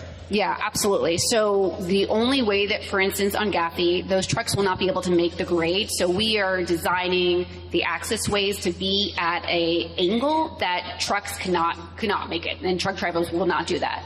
And also on Anaheim, we will have physical impediments too. So if you go through Anaheim and then try to get into the industrial in the area, you won't, be able to. We can have gates, we can have physical things that block trucks, so they could not get into the industrial area for Oh, okay. Yeah. Awesome. Yep. And again, thank you, because a lot of this that's in this is what you discussed at our committee meeting when we came in, the input that we gave you at Public Safety, and thank you. You're absolutely. Thank you. Kane. Thank you. This has been a tremendous effort, so thank you for the work that you're putting in the stakeholders that you've been engaging on the arts and the community spaces and things of that nature. As a business representative, who will be managing, or point of clarification, who will be managing the warehousing side, the commercial industrial portion? So the way that it works is that you'll have these tenants, right, who put into like things like I don't know if I'm exactly answering your question, so if I'm not, feel free to ask me again. But basically, you think of like a shopping mall where you have different tenants. You have kind of an overall owner, but then you have different tenants who are leasing different spots, and all those tenants have to put into basically a community maintenance fee. And so those fees will be used to maintain. There will be landscaping as well, kind of communal areas in the industrial space as well. The industrial will also be paying a fee into the retail. So will not only like the grocery store will be putting money in and all the tenants and the shops, but the industrial will be putting money in too to maintain all of the open spaces, make sure that it's always looking great. There is a lot of incentive for everyone to make sure this looks good, to make sure, because otherwise, people won't come if it's looking run down, if it's not looking good. So just like, kind of the nicer shopping malls that always kind of look landscaped and are looking good, each of the tenants puts in money to maintain those areas. Okay. If I could drill down a little bit more to what goes on inside the buildings, or tenants in terms of startup environments, or businesses that want to originate from San Pedro, will there be space for them to start, essentially? So what we're doing is we are entitling a project that for warehouse buildings, but then we're also doing a specific plan. So the specific plan will have other uses that will also be permitted in there. So like, manufacturing, research and development, those types of things like the Alta Cs, so that they will also be able to go into those spaces as well. We don't have any tenants in mind right now. We're just kind of getting the project and the kind of the shells approved. But in the specific plan, we will allow those types of uses as well. For residents or people in a certain radius of the project, or these are not. These are these are big buildings, so they're going to be, really big operations. Right. So they're not going to be. Those buildings probably won't be for residents. They're going to be for a really big, like kind of, maybe Fortune 500 companies or other types of uses that are really connected, like to the port, like the Alta Cs kind of thing that are local. Okay. If that answers your question. Move on. Yeah, we can move on. Okay. Adrian. Just two quick ones. The crossing from one section, how is that gonna look like? Is it gonna be kind of a button that slows the car, that's telling them to slow down? There's gonna be traffic signals. But is it like a full stop sign where they have to, or is it just kind of? There's gonna be a red light.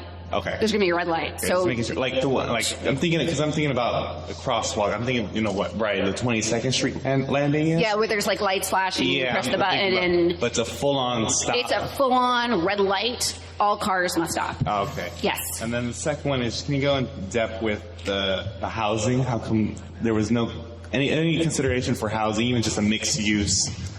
What was the decision behind that one? So, obviously we've gotten this comment before.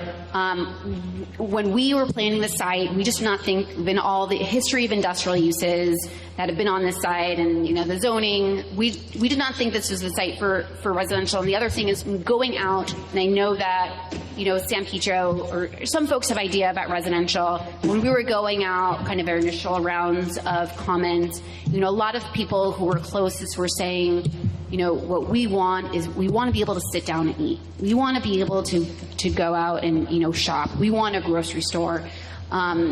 For the folks that we were talking to, kind of right around the area, their priority was not residential, and so we were, planning this site as a really town center type of space. Also, in talking with the city, the city has their housing element where they have designated certain areas of San Pedro and Wilmington and Harbor City for housing. And they've also designated parts of these neighborhoods for industrial. There's industrial preservation, which is also important, so that you have jobs, you are generating economic revenue for the city and for the area. And so we pictured this site consistent with the general plan as kind of more of an economic and jobs generator rather than housing, which the site was not designated for housing. So we've been trying to, while rezoning for these uses, also trying to be consistent with the spirit of the general plan and consistent with the community plan. And so that was the thinking behind that. Thank you. Christina. A couple of the renderings looked like on the warehouses they had solar paneling. Is that something that's being taken into consideration for sustainability? Is it just for the warehouses, or is it for the entire project? We are absolutely doing solar on the warehouses. We should be having enough solar on there so that's net neutral in terms of energy demand. We will most likely have solar on the retail as well. I just know that those industrial buildings are so flat and perfect for solar that we are absolutely planning it. Honestly, I hadn't thought about solar. I'm sure someone has solar on the retail as well, but that's a great question, and I will confirm that. But I think that makes all the sense in the world to have it there too. Okay. You'll be the last one, Alonzo, and then we'll go on to the audience. And I saw Lori and Rachel, and I'm sorry, I don't know your name.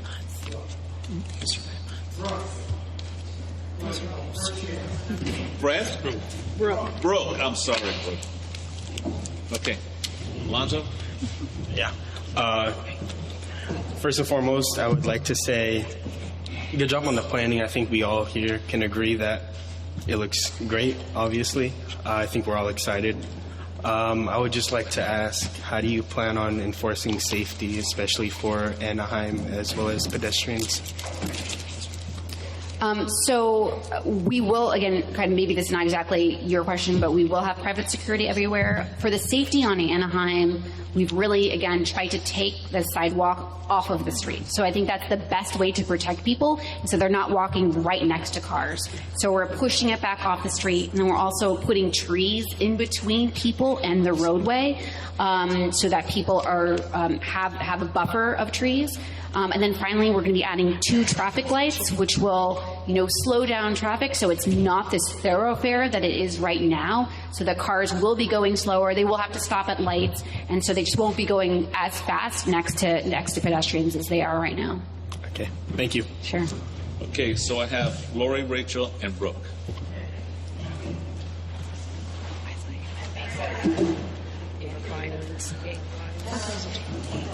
I already sent you and your colleague Vic an email with this, but I wanted everyone to hear, and if you want to comment on any of these, and it'll take 1 minute.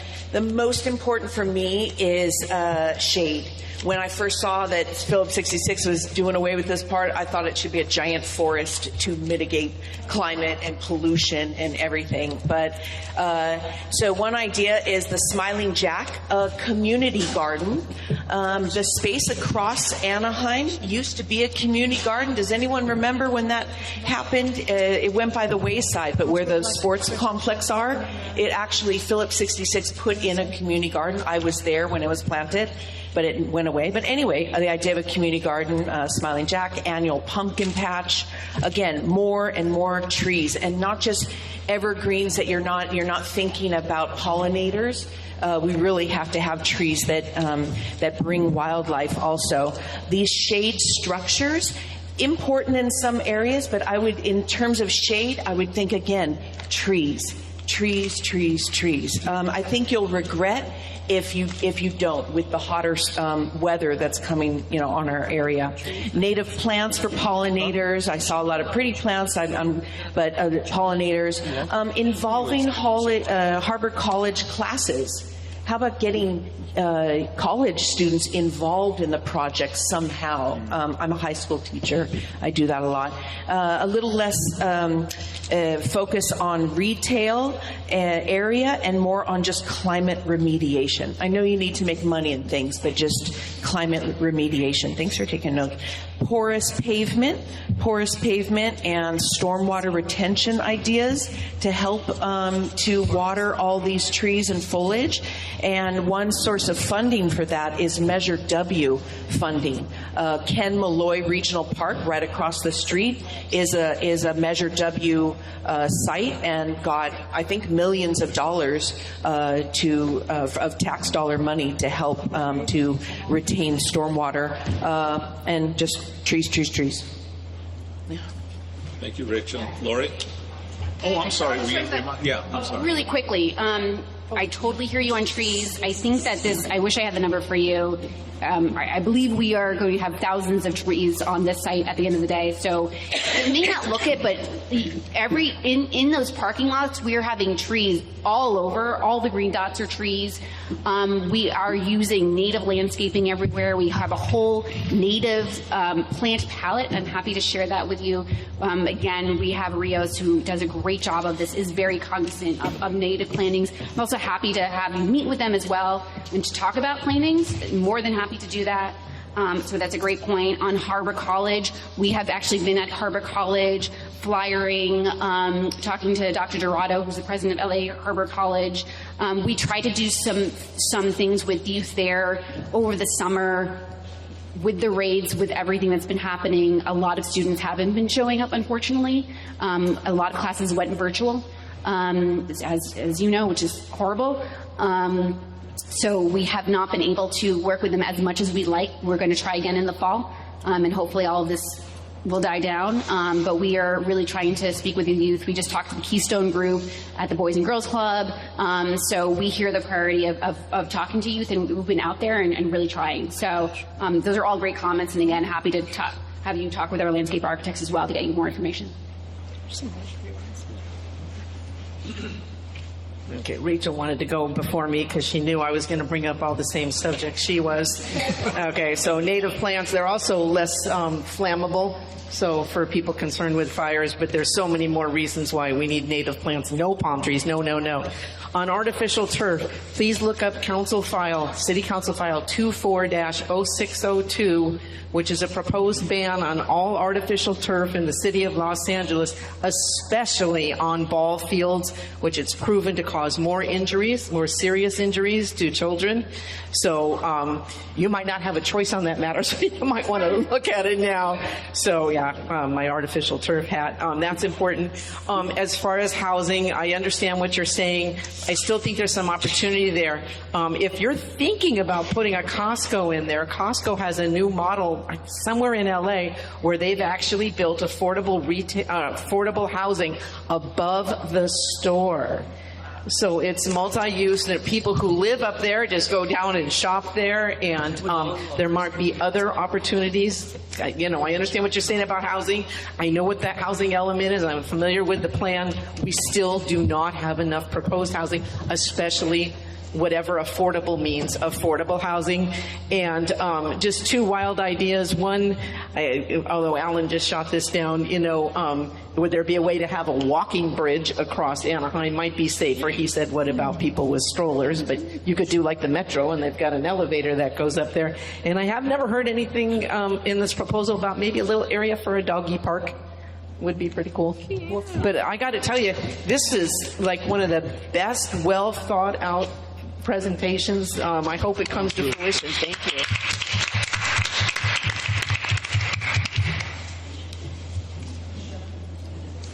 Great. Thank you so much. Brooke? Yes, please.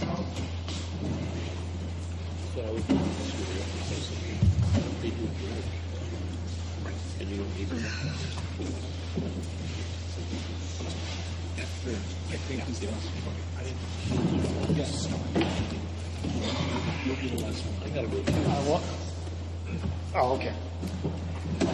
Just to sort of follow on with what Rachel and Lori just said, of housing mixed use, having the separate zoning where we have only shopping areas and only industrial areas and only residential areas seems very last century urban planning, and where the current trends are more toward mixed use, so places don't become ghost towns after 8 o'clock at night. So it seems like the mixed use maybe needs more looking at. You did mention a problem with remediation if there was going to be residential use of the land. It seems like if the land is too polluted for residential, how can we have all these playgrounds and doggy parks? So that doesn't quite make sense. I was wondering, speaking of the playgrounds, how much of the acreage, so the area along the south side of Anaheim is 65 acres? Yeah, yes, that's correct. 65 acres on the south side and 10 on the north. And how much of that is the playgrounds? One of the playgrounds is about 1 acre, and the other one is about 3.5 acres or so. Okay. And is that all grass area, or is it paved area, rubberized stuff? Yes, it's grass with also some rubberized, like in the play area, it's kind of like bouncy and soft. Is there any percentage, 50-50, 80% paved? I 1% can grass? find out for you. In the Smiling Jack, as you saw, it's a lot of grass with walking paths. So right there, I think in that sloped playground, it was more kind of rubberized, bouncy areas. So it's a mix. Okay. And also thinking about Rachel's comments on planting, of the acreage, how much of it is parking lot? Parking lots, roads, Of the landscaping? streets, of that 65-acre southern portion, how much of it is parking lots, streets, roadways? I can go back to the site plan. I don't know exactly how much. So you'll see right here. Okay, This how is where about you're pointing percent? out. These are kind of when I was saying all the trees too. We're trying to have trees everywhere. So this is kind of what it looks like. Looks like mostly parking lots. Yeah, and the reason why we're not doing more like retail and that type of stuff is we're really trying to meet the market where it is. The last thing we want is to overbuild and have buildings be vacant. And so we're trying to we've been talking to brokers about what is the right mix here, what is the right area. We also don't want to take away money from other local businesses. We want to complement them and not overpower them. And so we're trying to be really thoughtful and sensitive to the other businesses who are here as well. All right, thank you. Yeah. Okay, I've had a request, 2 quick questions, one from Vic, one from, and we'll finish off with Chris. Since you're literally building from the ground up, will there be any plans for incorporating, by default, water reclamation for runoff from rain or irrigation or anything like that, so it doesn't just, get runoff and unused, so it can be reused again? Reuse for irrigation and things like that. Any water that is on the site, whether it's from irrigation or rain or anything like that, is there anything to automatically collect that so it can be recycled, reused wherever? That's a great question. I will find that out. Nick, I don't know if you know off the top of your head, but I'll find out. Great comment. Yeah. He was saying there's underground water storage can be collected as well. Okay. Well, and then, collected and reused. And then reused in irrigation and things like that. Right. I will find out. Great question. And that was actually the basis of my comment, to kind of tie all these together, because I believe it was Rachel mentioned permeable concrete. Ken Malloy is already a stormwater capture site. I would recommend that somebody from your team reach out, maybe through Supervisor Hahn's office, to County Public Works, because I know there are existing projects up at Carriage Crest and Carson, you have kind of the natural geography of the hillside working for you. And at some point right after demolition is complete, you will have access to put essentially whatever infrastructure you want under the entire thing. So you might have the opportunity for what would be maybe a unprecedented in scale stormwater capture system, and you'll have Ken Malloy right across the street. So there may be an opportunity, if you talk to the county about what their infrastructure looks like, essentially you could build something that would, I mean, if you have solar collecting free electricity and this under soil collection giving you free water, it also makes it easier for you to support the native plants and the trees that people would like. So it might, in some sense, pay for itself in terms of at least keeping that water. Great comment. I will definitely investigate that. Thank you. And you also don't want any runoff getting out into the streets and basically flooding the streets and stuff too. No, absolutely. And I know that there's a lot of regulations about that, and obviously we're doing everything by the book, but all good comments. Okay. If it's a quick one, Alan, because we're getting way over our time, but please, you're kind of the expert in this field here. Literally. He's outstanding in his field. Very much so. Thank you very much, Heather. That was a very illuminating presentation, and I think everybody here is very pleased that you've listened, that you've made a real effort to address concerns raised by the community. I'd just like to echo a point raised by several people, beginning with Rachel and Lori, and put in a strong word for native plants and use of plants, while underscoring that there are native plants and native plants. Native plants in Northern California or in Bishop or Bakersfield are different from native plants here. And having worked in Santa Monica or in the Valley doesn't necessarily give expertise here. This area actually used to be the Channel Islands and has a different biogeography than other regions. We have a local organization, the Palos Verdes Peninsula Land Conservancy, that has a native plant nursery about a mile as the crow flies from here.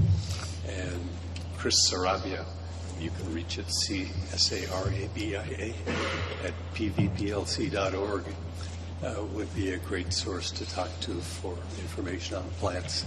And again, as others have said, we'd like to have not just eye candy, green stuff, but habitat, something that supports pollinators, birds, wildlife that are have been here longer than we have, and we've displaced most of them.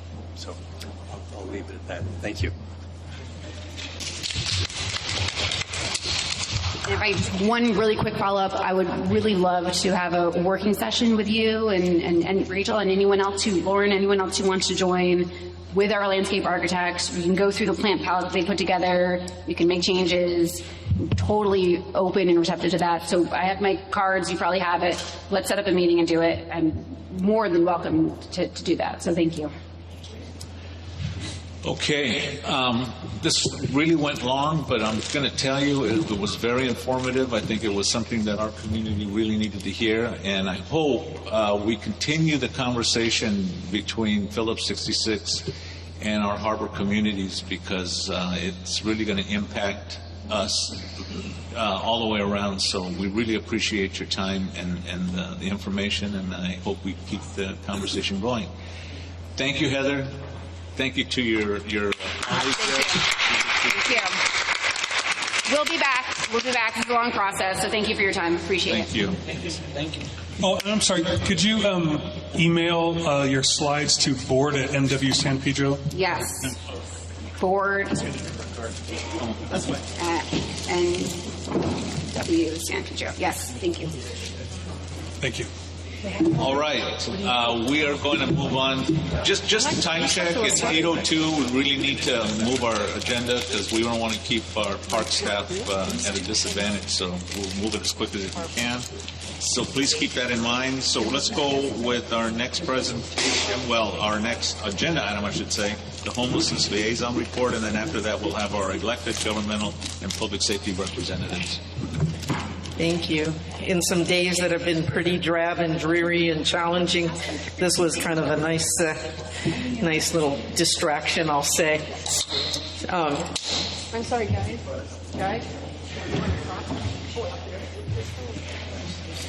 I demand respect. Oh, sorry. Thank you, Lori, for that.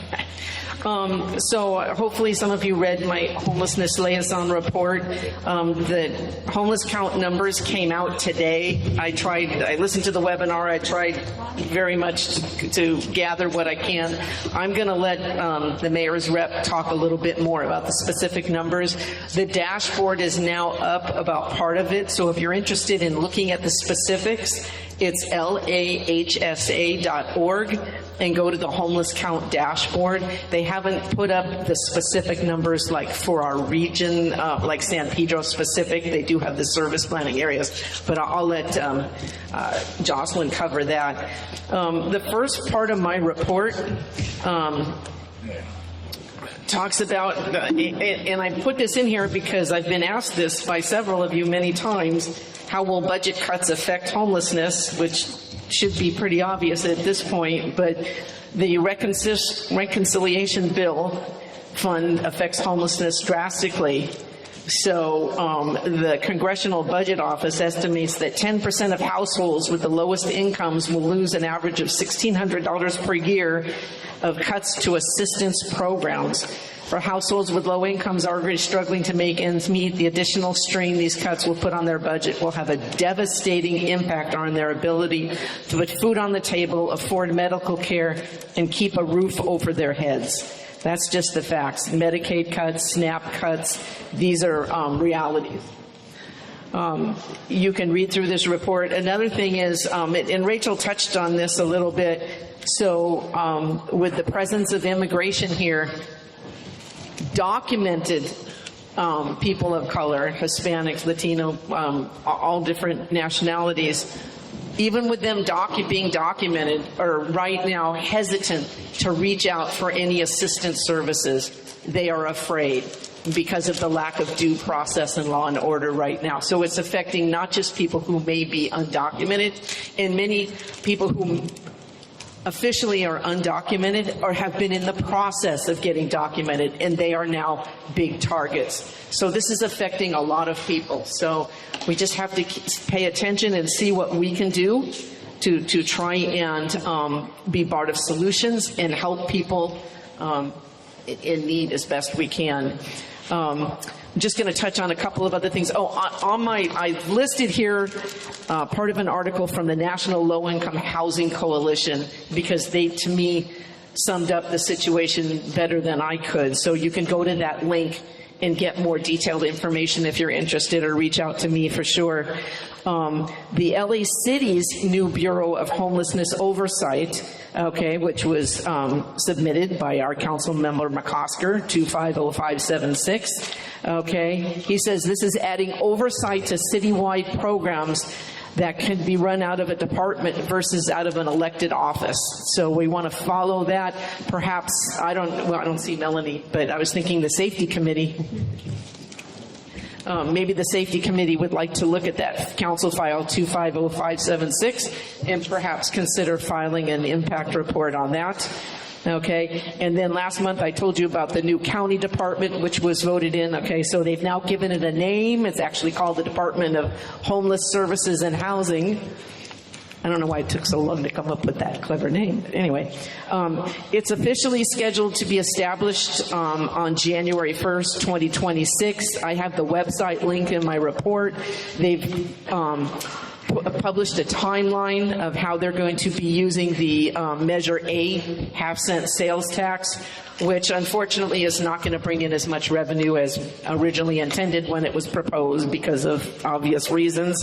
If you'd like to learn more about this county department and what they're planning to do, they're actually having a town hall Zoom meeting, and I put it on here. It's on July 22nd, and I included a link to the meeting registration if you'd like to learn more about it.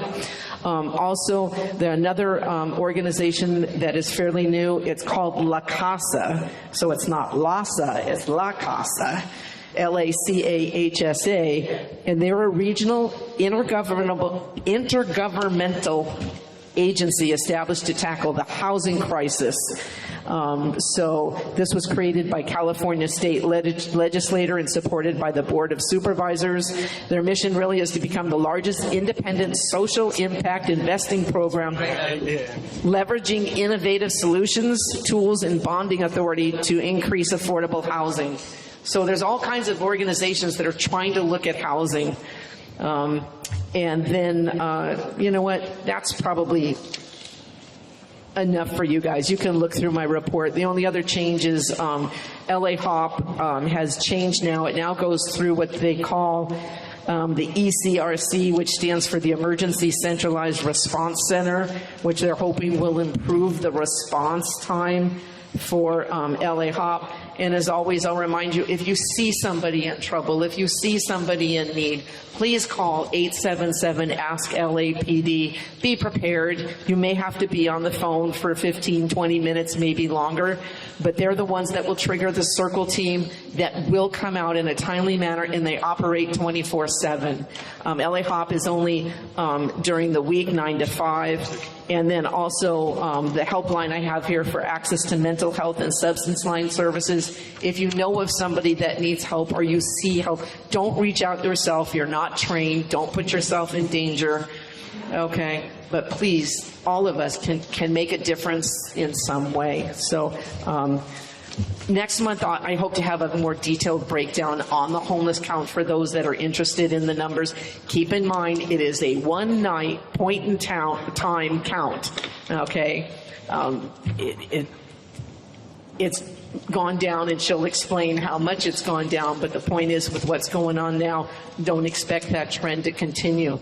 Think about what we can do as a neighborhood council to try and support our community. Thanks. Okay, looks like we have questions. One question, please, because so that we can get through the agenda. So I'll go with Melanie. Chris, you have one? 2 questions. One what was question. the file number? Question. Oh, it's in the report. Oh, the one that's in the report. Yes. Okay, because I was cleaning up in the back. I know. It's in the report. The other thing is a comment. One of the things is with the 187 Ask LAPD that I keep telling people over and over because they can complain about, oh, this person's screaming in the street or screaming at the park or screaming outside or whatever. Call 1-877 Ask LAPD. Oh, da, da, da, da. Rather, because they post it on Facebook, and I told somebody the other day, if you post it on Facebook and you don't call, then it never happened. I understand that. It never happened. When you call that number, you'll give them the information. They'll determine if it's a non-emergency, and then they'll get the circle team. If it is an emergency, then they'll determine what resources need to go there. They get just be patient. Needs. Okay, and yes, I understand that we need the data reported. Yeah. Chris. Yeah, thanks. This might be a little more nuts and bolts than you're prepared for, but do you know if the new county department has access to all of the funding sources that LASA used to have?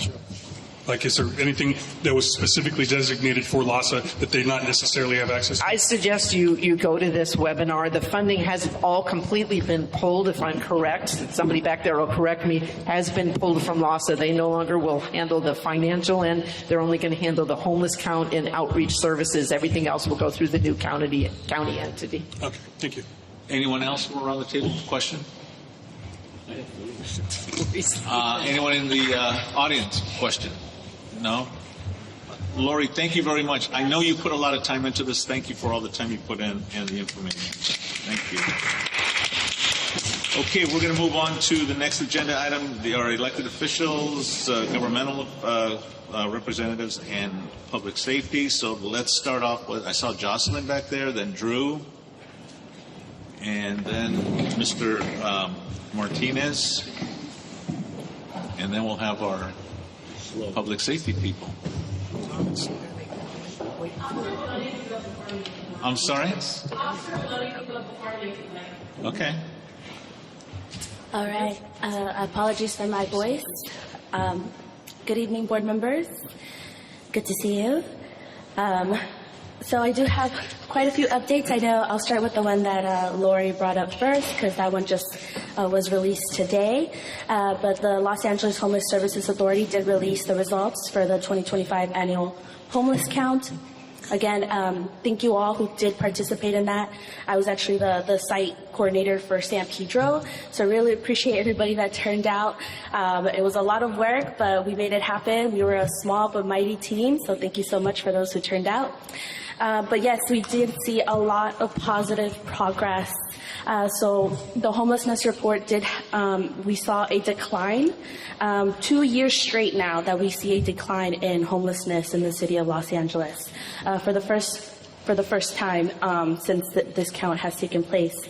Street homelessness reduced by 17.5% since Mayor Bass took office in December of 2022. This is the largest decrease over 2 years since the point-in-time count began in 2005. The number of makeshift shelters, tents, cars, vans, and RVs declined for a second time in a row, down 13.5%. And permanent housing placements in Los Angeles City are at an all-time high. So this just goes to show that what we are doing is working, and we need to continue to invest in our homelessness services. Many of you may remember that when the mayor entered office, she declared an emergency on homelessness in the city of Los Angeles. And it's because of that we've been able to really expedite and really tackle this head on and see this incredible progress. She also launched her signature initiative, Inside Safe, when she entered office, where we've been able to bring in thousands of people inside and resolve more than 100 often entrenched and long-standing encampments throughout all 15 council districts in our city. So a lot of incredible work happening. I think we had our 105th operation last week in South Los Angeles. We are going to be starting up our community meetings to make sure that people, if we do have an operation in your area, that you know that it happened, what took place, how many people were serviced, and how you can help to maintain that space clear. We actually have several sites, many sites throughout the city that have been stayed clear after having an Inside Safe operation, and it's been over a year since that operation took place. So we want to reconnect with that community and say, now that it's been clear for over a year now, what can we use this space for that can serve the community? So be on the lookout for that. I'll be putting those together. And we've also been able to expedite the construction of more housing, more affordable housing units. And because of the mayor's spearheading those policy changes, we've been able to see more than 30,000 units of affordable housing being accelerated. And then moving on Friday, the mayor did issue an executive directive to support immigrant communities. You may have seen the mayor has been very consistent, very clear and vocal about her support for our immigrant communities, and being very clear that our city is a city of immigrants, and we will continue to work to support them. So she did declare an executive directive. This includes requiring all departments to bolster protocols and training in compliance with the city's laws, prohibiting use of city resources in immigration enforcement, and deliver preparedness plans within 2 weeks. It establishes a working group with LAPD, the Mayor's Office of Immigrant Affairs, immigrant rights organizations, and community leaders to gather feedback in order to inform additional guidance for policy efforts when responding to immigration enforcement activities. It seeks key records from federal government, including reasons for detained individuals, arrests during unlawful raids, and associated costs of federal activity. It expands access to resources from city departments to immigrant families by leveraging each department's designated immigrant affairs liaison. In addition to that, earlier last week, she did also join the city attorney to announce legal action against the unlawful raids in LA. So we will be taking the federal administration to court. You may have seen also last week that a federal judge did order a restraining order to put a halt to the raids. So the mayor is very happy. We see that as a win. We do anticipate that they will appeal that ruling, but we are preparing to respond to that appeal. And then, in other news and more light-hearted news, this month we are going to be hosting 3 Shine LA sites in the city of Los Angeles. So many of you may be familiar with Shine LA. It is an initiative that the mayor launched earlier this year, where we have different sites across the city that we beautify, whether it's a community cleanup, a mural, planting trees or gardening, weed abatement, whatever it might be. We've had 2 in San Pedro so far, one at Rancho San Pedro and then one at the Korean Friendship Bell for AAPI Heritage Month. So this month, our council district is getting 2 amazing sites. We will be having one in Wilmington with the Office of Community Beautification, and then we will be having one in the Harbor Gateway North area. 2 communities that we all know have seen a lot of illegal dumping and a lot of need for more beautification. So I'm really excited about these sites and hope that you can all join us. I did send out an email blast just before coming up here, so please check your emails and help me share the information. Please sign up. We'd love to have our neighborhood councils there. Our office is planning to engage with you more and to kind of talk more about how we can collaborate with neighborhood councils to make this Shine LA initiative successful. And then just so you know, it's because of a neighborhood council that we're actually having one of these sites. So I went to the neighborhood council for Harbor Gateway North, met a community member who was talking about how he wanted to help his community, help beautify it, in preparation for the Olympics. And I was like, oh my gosh, that's exactly what we're trying to do. And now we're here and we're having this amazing, amazing event. And they've been such great partners. And it's because of the neighborhood council that was made possible. And then we'll also be having another site in South LA. So this is a great opportunity for our entire council district to get involved. And then I also just did want to mention the Wilmington incident that did happen last week. I'm sure we all know there was a tunnel collapse. And about 28 workers were trapped in the tunnel. The mayor, as soon as she heard of the incident, she rushed over to the site. Our council member was there, our supervisor was there, our congresswoman was there. And it was just amazing to see our leaders come together and support. Chief McDonald came out, the interim chief for LAFD came out, and it was just a wonderful response. The mayor thought she was going to arrive to a tragedy, and instead she showed up to see a victory. And it's because of the amazing work of our first responders that all those workers were able to be rescued or come out of the tunnel unharmed. So just wanted to highlight that and just thank our amazing first responders. But that is all of my updates. Okay, thank you. We got some questions. I'm going to start with Kane, and then Adrian and Chris. Those are the hands that I saw up here. My question, and again, thank goodness that the people were retrieved in safety.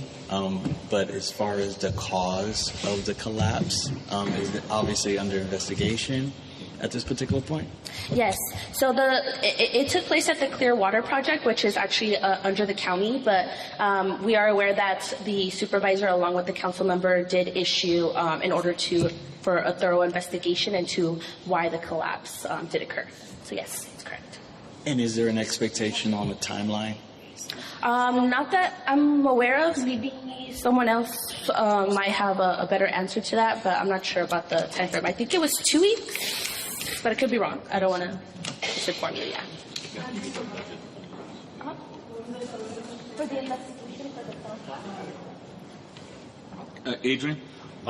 Thank you, Jocelyn. I have just a question. I know about early 2000s, Mayor Hahn started the Office of Immigration Affairs. Yes. Is that still established, and how so is that being used during these weird or horrific times? Yes, so that office is still in place. It continued.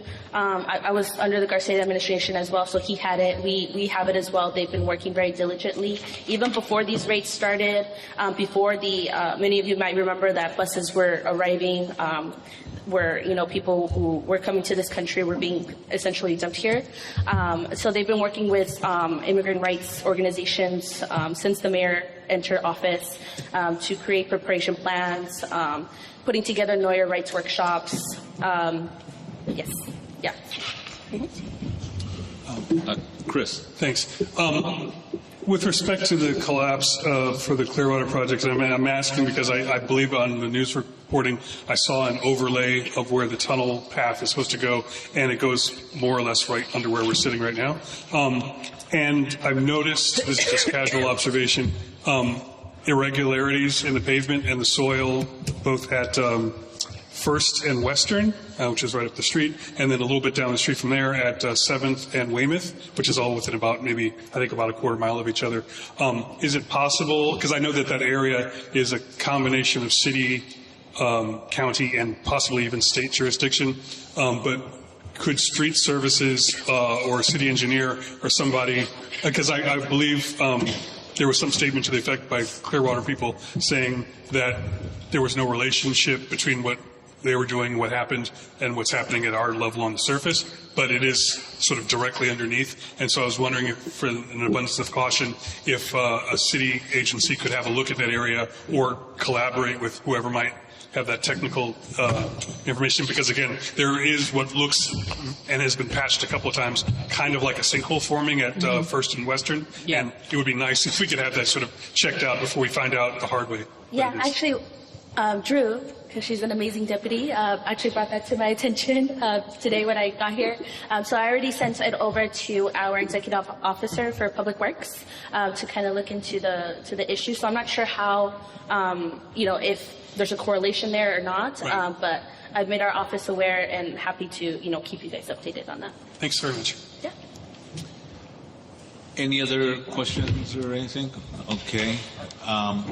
If I can just state an observation, and I think it's related to what you're saying, is it appears that up and down Western, they do have surveyors that are looking at any movement of the land, which is part of the process of every 50 feet per 300 yards, I see.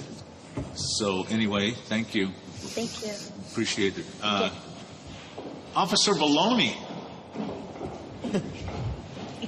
Thank you all back there for waiting so patiently. No. Thank you, Drew, for letting me go ahead of you. Good evening, everybody. Officer Baloney with the Senior Lead Office, LAPD Harbor Division. I hope everybody's doing well. Some very good presentations. I'll be honest, I was entertained back there. I was like, that's some good stuff. But some of the stuff I'll just go over real quick because I know we're all pressed for time. I had a few things to say, but in terms of crime stats overall, we saw increases in robbery, aggravated assaults, burglaries, motor vehicle thefts, some larger than others, but nothing too extraordinary outside of the aggravated assaults went from, this is comparing the months of May and June. So in May there was 3, and then in June for some reason we have 16. So that's a pretty good jump. Cause, I don't have an answer for that. It just, crime just happens. And there's a trend. We look at reports and stuff, but at this time I don't see anything. But some notable things to discuss, some arrests that, when a crime does happen, obviously we come in and we do stuff to prevent further crime and to solve crime. So one incident was officers were in the area of Gaffney Channel at nighttime. They observed a vehicle with a missing wheel driving down the street. So they do a traffic stop on the vehicle. Lo and behold, they do an investigation. They realize that this person may have been involved in a crime that happened earlier in the day, in which basically, allegedly, they were attempting to stab a cashier at a gas station with a screwdriver, and that this vehicle looked similar. So, they're like, they put 2 and 2 together. They did their investigation. It was revealed that this was a person that was involved in that, and that person was arrested. So it's just an example of a crime occurring, some proactive police work happening, and then a person being taken into custody. Second, and that was all in one day, so that was actually pretty good.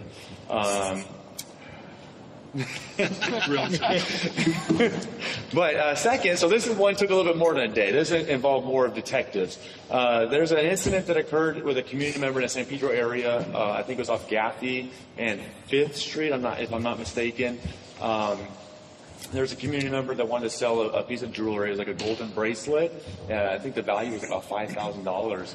And they decided to meet on Gaffey. This individual, the assumed buyer, had a different plan, and basically he pointed a firearm at this individual, took that bracelet from the victim, and then fled the scene. Detectives were able to have some really great leads on this case, and they were able to, over a course of a couple of weeks, use our resources and technology. And this person actually was just apprehended the other day. So, that's one of those things that will probably be a repeated behavior. Use of a firearm immediately is taken to a high priority. So that is a good thing. And just a little caveat on that is basically, if you're going to do some sort of sale or a transaction, we welcome you to come to the Harbor Community Police Station. It's a safe place, and there's an officer that's really just right there. And I always recommend it to people, because doing it where, say, a buyer, say, meet me here, well, they can have, the surrounding area, their friends, anything. So just a precaution and just general safety. It is completely okay to do it at the police station or a public place like the library or something like that, where there's people around, cameras, a mutual place, if you will. Another thing, to go over the library, since that was just brought up. So I've been getting a lot of complaints in regards to the library. I'll give a brief history. So obviously the San Pedro Library is a very integral part of San Pedro. It's a big part of our community. And there has been, over the course of time, it's nothing new, but unhoused individuals, narcotics activity, loitering on the property. I've been working with the library staff, the councilman's office, city attorney. We've been doing a lot. So a year ago, there was one individual that was doing narcotic sales there, and he was kind of like the epicenter of what was happening there. It took multiple arrests, about 10 or 12 over time, to finally get this gentleman to have some serious time. So he got 1 year.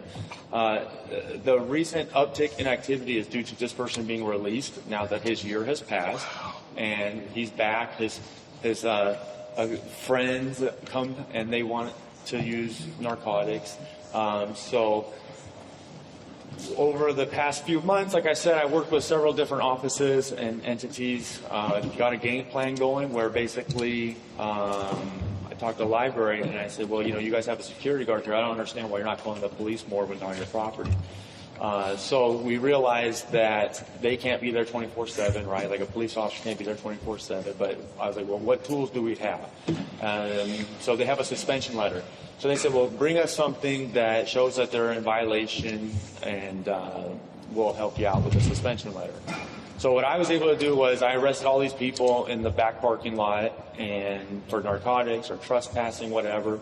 I got them arrested. I gave their information to the library staff. I said, here you go, library.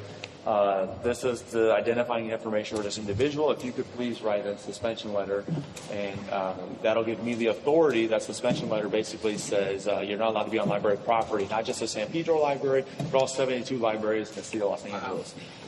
With that, I was able to basically talk to them all after the fact, and I served them all their suspension letters, right? That's actually the library's duty, but I said, give me the copies of it. I'll find them wherever they are in the city or the streets or whatever, and I'll give it to them.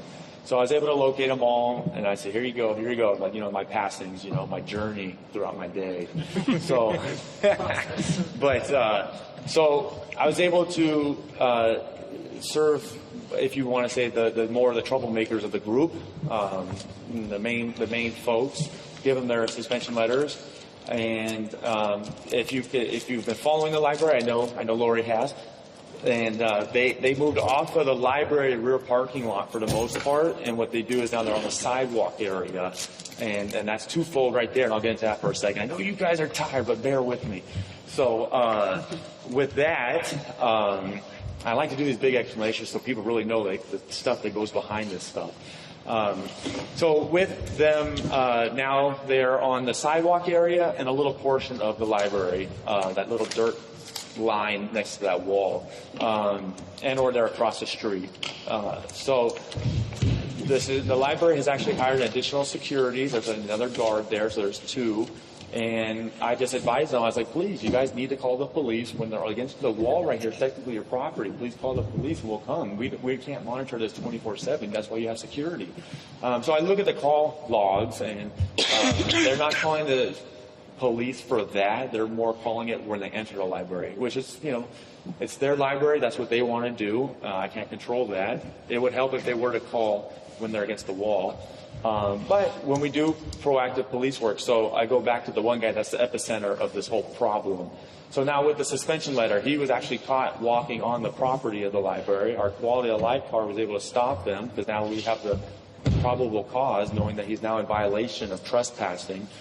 He was placed under arrest. He also had some narcotics on him, and so he's taken into custody. So our hope is that this individual can maybe serve a little bit more time, because I did arrest him not too long ago myself, and he was out the same day. But anyways, so my hope is that he can serve a little bit more time there, and hopefully we'll start picking things off at that library. So what I want to say is that it really is a valuable area, and we want to treat it as such, and we are working on it. And I know that you see folks there every single day, but there is a rotation of people that go through there, and it is a lot of the same people, but there's a rotation.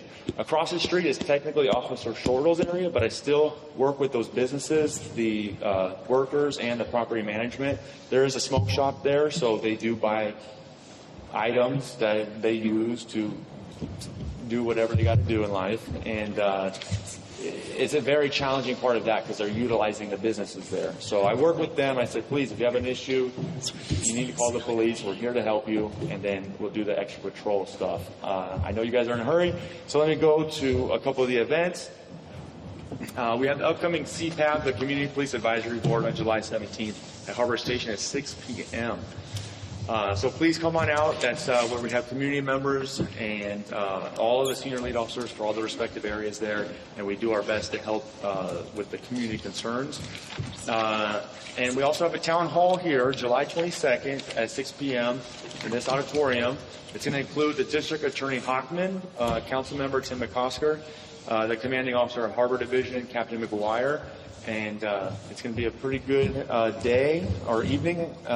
It's going to be a lot of Q&A, so people with questions. It's mostly a public forum for people just to bring up their concerns and stuff. So I really, really, really would like it for a big turnout and for people to show up.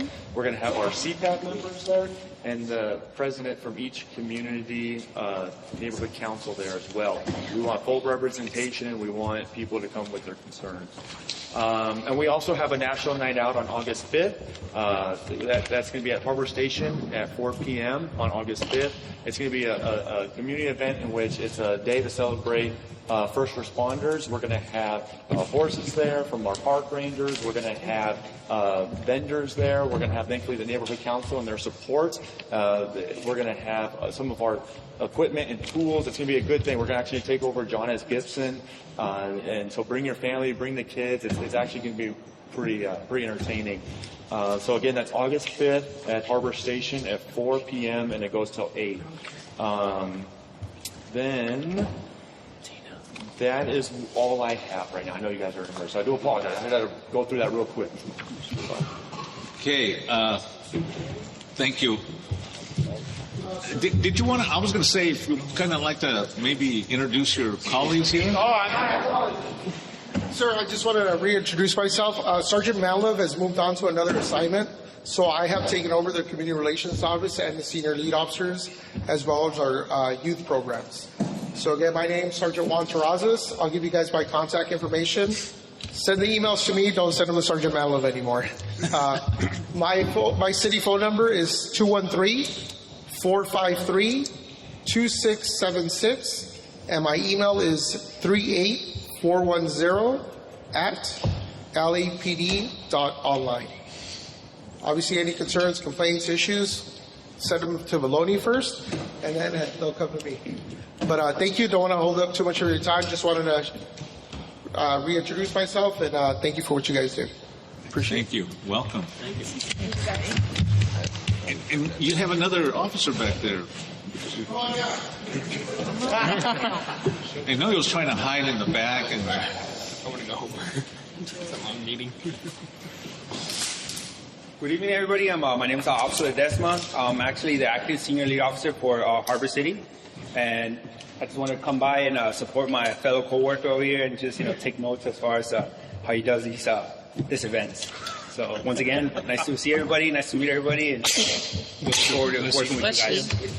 You just wanted to see him make sure he did a good job. Something like that. All right. We have some, I think I saw a hand or two. Christina? I just wanted to know if you had the statistics for 4th of July as far as I heard that there were the drones out. Were you able to give tickets using the website, and what was the outcome of all of that? So the correct protocol is reported via 311. I know fireworks are a big issue for the area. A couple years ago, we were able to do like an impound thing with like a task force where we were able to locate a lot of the dealers and stuff like that and work up the food chain and get some of the tons of fireworks basically were seized. This year, I don't know if that happened or not. But the correct protocol is with the 311 reporting it, and then the city would send out a letter to those individuals. I was able to think in advance and ask for extra patrols in certain areas that are prolific with firework usage, and the goal was to hopefully prevent some of that for that weekend. But that's just, I'm just going to be 100% honest, that's one of those issues that is just so overwhelming on city resources. It's just a challenging thing. So, people, I think on the 4th of July weekend, I don't have the exact numbers, but it's just basically our call centers are just inundated with firework complaints. So the city has created that 311 method. So in terms of ticket writing, I don't have any statistics for that. So. And I think this year, Tim McCosker, in his newsletter for Empower LA, they did create a link so that people could go through and report time, place, that sort of thing. So that was an alternative to the 311. Yeah, and then I think, so that worked. Thank you. Thank you. Kelly? It's great to see you again. We haven't seen you in a while. Hope the baby's doing well and everything. Oh, wonderful. Started to walk, one of them. Well, the other one walks, but she started to walk too. Oh, that goes so fast. I can't believe how time flies. I have a question about a shooting on June 11th that was on the corner of 6th and Weymouth. Okay. Was anything found out about that, or was anything? I mean, it was a very. I know that the whole city was under a lot of things. We couldn't get through the police department. We had no idea what to do because at first we thought it was fireworks and we thought it was something. We didn't know. Believe me, I know the difference between shooting now and fireworks. It was very, very scary. But I just wanted to know if there was anything found out about it or anything. And, yeah. Yeah, so it was, I read the report, and just for what I can release without anything, Right. There's an investigation underway. They have some good leads. It appeared, based on what I read, it could be a road rage incident. But nobody else was hurt. There were some shell casings recovered, so there's evidence and some good leads on all that stuff. So there's a vehicle description, all that good stuff. So there is definitely something to go off of. But that's pretty much all we have on that. In terms of where the investigators or detectives are on that, I don't know, but they're working. I appreciate that. It was just a very. I'd like to talk to you about some protocols and stuff, not now, but because it was very. I know you guys were on different assignments because of everything, the protests and stuff that were going on. But it was a very unnerving situation to be on a campus with 300 kids outside. Yeah. When it happened. That's the challenging thing about being mobilized. It's just all resources go to wherever the need is, and we couldn't get through. We were on hold and we couldn't get through, so we didn't know what it was. And I mean, we had protocols in place that we pulled the kids in, but I just wanted to know if anything had been I was hoping it'd be solved and done, but One day. I think I know. It could be. I'll have to look again. I It's been a know. couple weeks since I looked, so I'll look again, and it could be. So, I appreciate everything you guys do. It's a tough job. It's not something I'd want to do, but I'm grateful. Very grateful. Any other questions from around the table? No hands? Audience? No? Officer Maloney, thank you so much for being here. And your colleagues for being here too. And it's good to have someone to make sure that you're doing your job right. Thank you for being here. someone has to. All right. Thank you guys, and have a good night. Thanks. Thank you. Drew? She looks tired.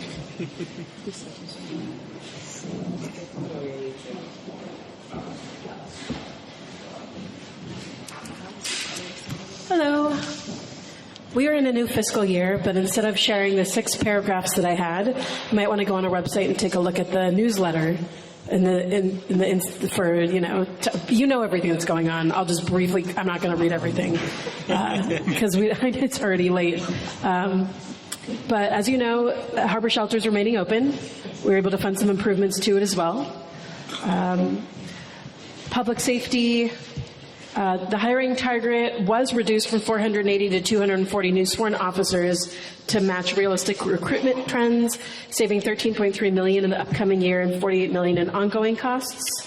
133 specialized civilian positions were restored to preserve lab, forensic, and investigative functions, keeping patrol officers focused on the field.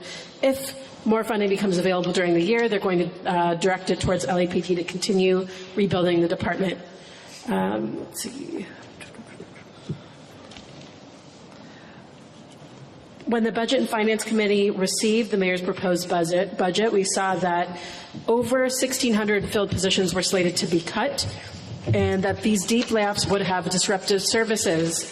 By using a combination of strategies, including position swaps, departmental transfers, and targeted reductions to new initiatives, the Budget and Finance Committee, on which Councilmember McOsker sits, was able to save approximately 1,000 of these positions, and they'll continue to work to lower the number and save more jobs.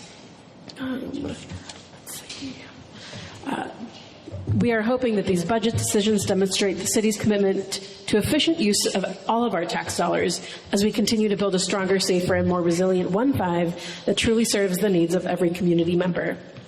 Also, thank you to everyone in the community who continues to look out for one another. If you see or hear ICE in your neighborhood, please document and report it.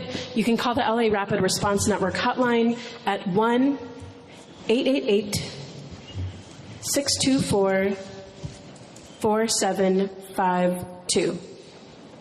As a reminder, the Port of LA has closed the northbound State Route 47 on-ramp at Gaffey Street. It will be closed for about 6 months in order to carry out a retaining wall construction and roadway widening. More details are available at portofla.org/SR47. Music by the Sea. Halfway through, we have 3 more Sundays left. Join us at Point Vermin Park from 11 a.m. to 5 p.m. for some good music and some good times. Street maintenance. Potholes at the entrance here to Peck Park were filled in this last week, and work orders were created for the potholes on the access roads to the tennis courts. Caltrans filled a pothole on Western at Westmont, adjacent to the Chase Bank.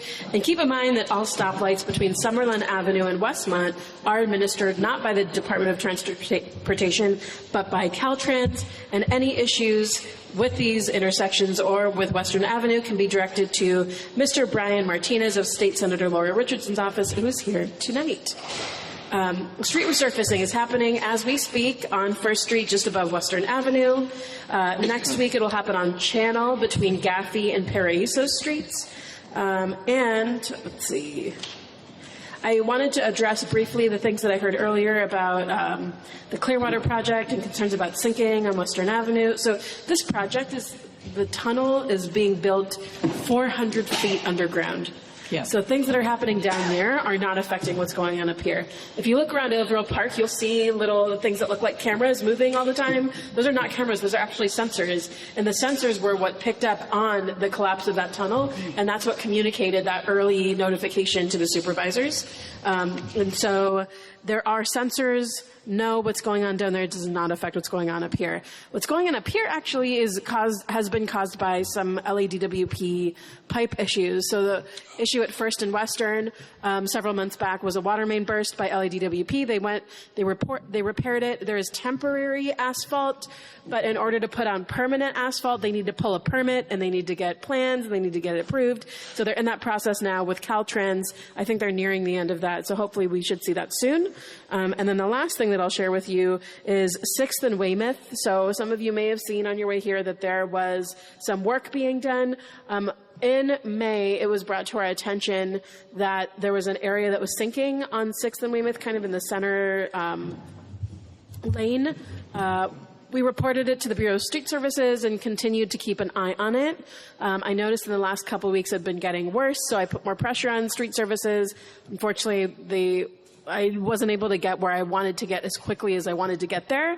And so I reached out to our Bureau of Engineering last week and I asked that they CCTV the sewer line and the storm drain, which they did. And when the county CCTV'd the storm drain, they discovered there was water around the joints of one of the storm drain sections, and that's what showed them that there was leaking water somewhere nearby. So we got that call this morning. I immediately called LADWP and sent an email, and within 30 minutes there was a crew on site. They dug up the street and they did find that a water pipe from LADWP was leaking in 3 different places and had created a void underneath the street, and so we caught it before it became a sinkhole. So they were able to repair it. There will be temporary asphalt by 10 p.m. tonight, and we will work as hard as we can to get permanent asphalt restored to that section of Weymouth between 6th and 7th Street. Good job. Thank you. Thank you. Great job. Okay, I see a couple hands. So let's start with Kelly. Was any of the pipe leakage related to the school at all, or it was up LAV? No, everything was under the street. When they dug up the street, they found that it was leaking in 3 places. Oh, wow. So they dug it from basically one side, like the middle of 7th, or the middle of Weymouth, all the way to so it would be the east end of Weymouth. But it was not by the school, it was by a home. It was in front of a house. Yeah. Okay, I think I saw Melanie's hand up. Not done before school goes back. So, any update on the town hall rescheduling? I was going to talk to the councilman about that today. It's really challenging because, on one hand, emergency preparedness is really important. The folks that were back there, LAPD, they are going to be hosting a public safety town hall following on the 22nd. Yeah, following a spat of car break-ins, like massive amounts of car break-ins and other things. There was really a lot of public outcry over an event that happened. So this is a reactionary town hall. For us, it's not a reactionary emergency preparedness town hall. It's let's get prepared. But we are in our own crisis of ICE raiding our communities and tearing families apart and destroying our businesses. Right. And I feel like it would be insensitive to host a gathering like that. That would be very beneficial for everyone in our community at a time knowing that people would not be able to come because they're afraid to leave their homes. So how do you balance this really difficult situation that the city is facing with the need to provide information? So maybe look at August and see what happens with the whole ruling on what they say with the hearing. Because we're monitoring. It's going to go to Supreme Court, and then maybe, hopefully, they'll say that they can't do this anymore. I hope so. So I'm monitoring things. It really comes down to the climate, what is going on, and what's going on in our community is I feel like it would be insensitive right now to schedule such an event from the council office, since it would be the council office that would be hosting it. Right. And so it's more than anything a matter of sensitivity to our community, not wanting to create a gathering space that maybe the attention would shift. Because I guarantee on July 22nd, there may be questions coming up about ICE and what's going on. So what I'm going to do is, as soon as we see what's going on, as we feel like things are calming down, as we feel that things are getting back to normal, I'll reach out again. I hope to have an update before the next neighborhood council meeting, but if I don't, then I'll give one here. But I do appreciate all the work that you have put in. It will happen. It's just postponed at the moment. Okay. And then the other question I have, you saw Gabby's email, right, about the gas station on Capitol? Yes. That they were supposed to start some sort of construction because they got approved for redoing that whole frontage that we talked about at the gas station and keeping trucks from entering there, et cetera. And I'm baffled a little bit because it started July 7th.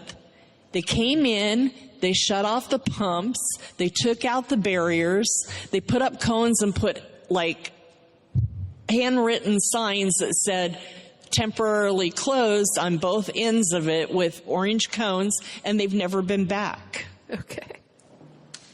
And I'm going, what's going on? I mean, I can find out, but like if trucks can't get gas there, isn't it kind of okay until they figure it out? I don't know. Because they took the barriers out and everything, shut the pump off, and put orange cones out, and that was the end of it. I guess the question is, there are unintended consequences. Do you want me to check into it, or should we just wait and see what's going on? What? I said there could be unintended consequences, obviously, to everything. So I can check in to see what was going on, or if trucks can't get gas there in the meantime, you can just wait and see what their plans are. Whatever. They aren't able to get gas. I mean, there's nothing. There's no way of, nobody can get because it's turned off. I mean, whatever. If you want me to check into it, I can. If you want me to check into it, I can.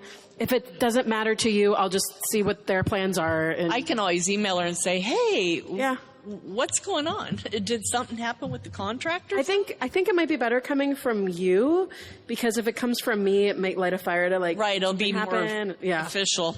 Right. So I mean, okay. The whole goal was to stop trucks from coming and getting gas there. Okay. And they're not trucks coming and getting gas there. So I was thinking, if the trucks aren't idling anymore, don't worry about it.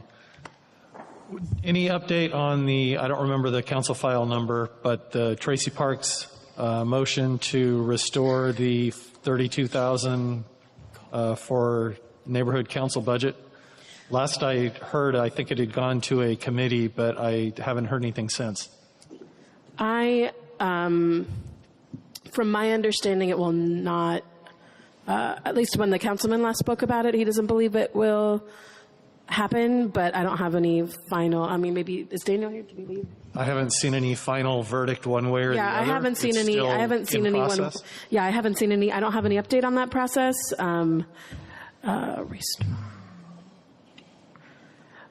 But I can check on it and get back to you guys at the next neighborhood council meeting. Or if you want, you could put it on the agenda, and then we can have some time to discuss it if you'd like. Okay. Adrian, did I see your hand up? King. I just wanted to echo what came from Melanie and Safety in terms of the emergency preparedness. Obviously, earlier this year, LA County was in a lot of fires, and so what's going on with ICE and raids, for us to be sidetracked by another thing that was just as enormous in affecting our area. So I would just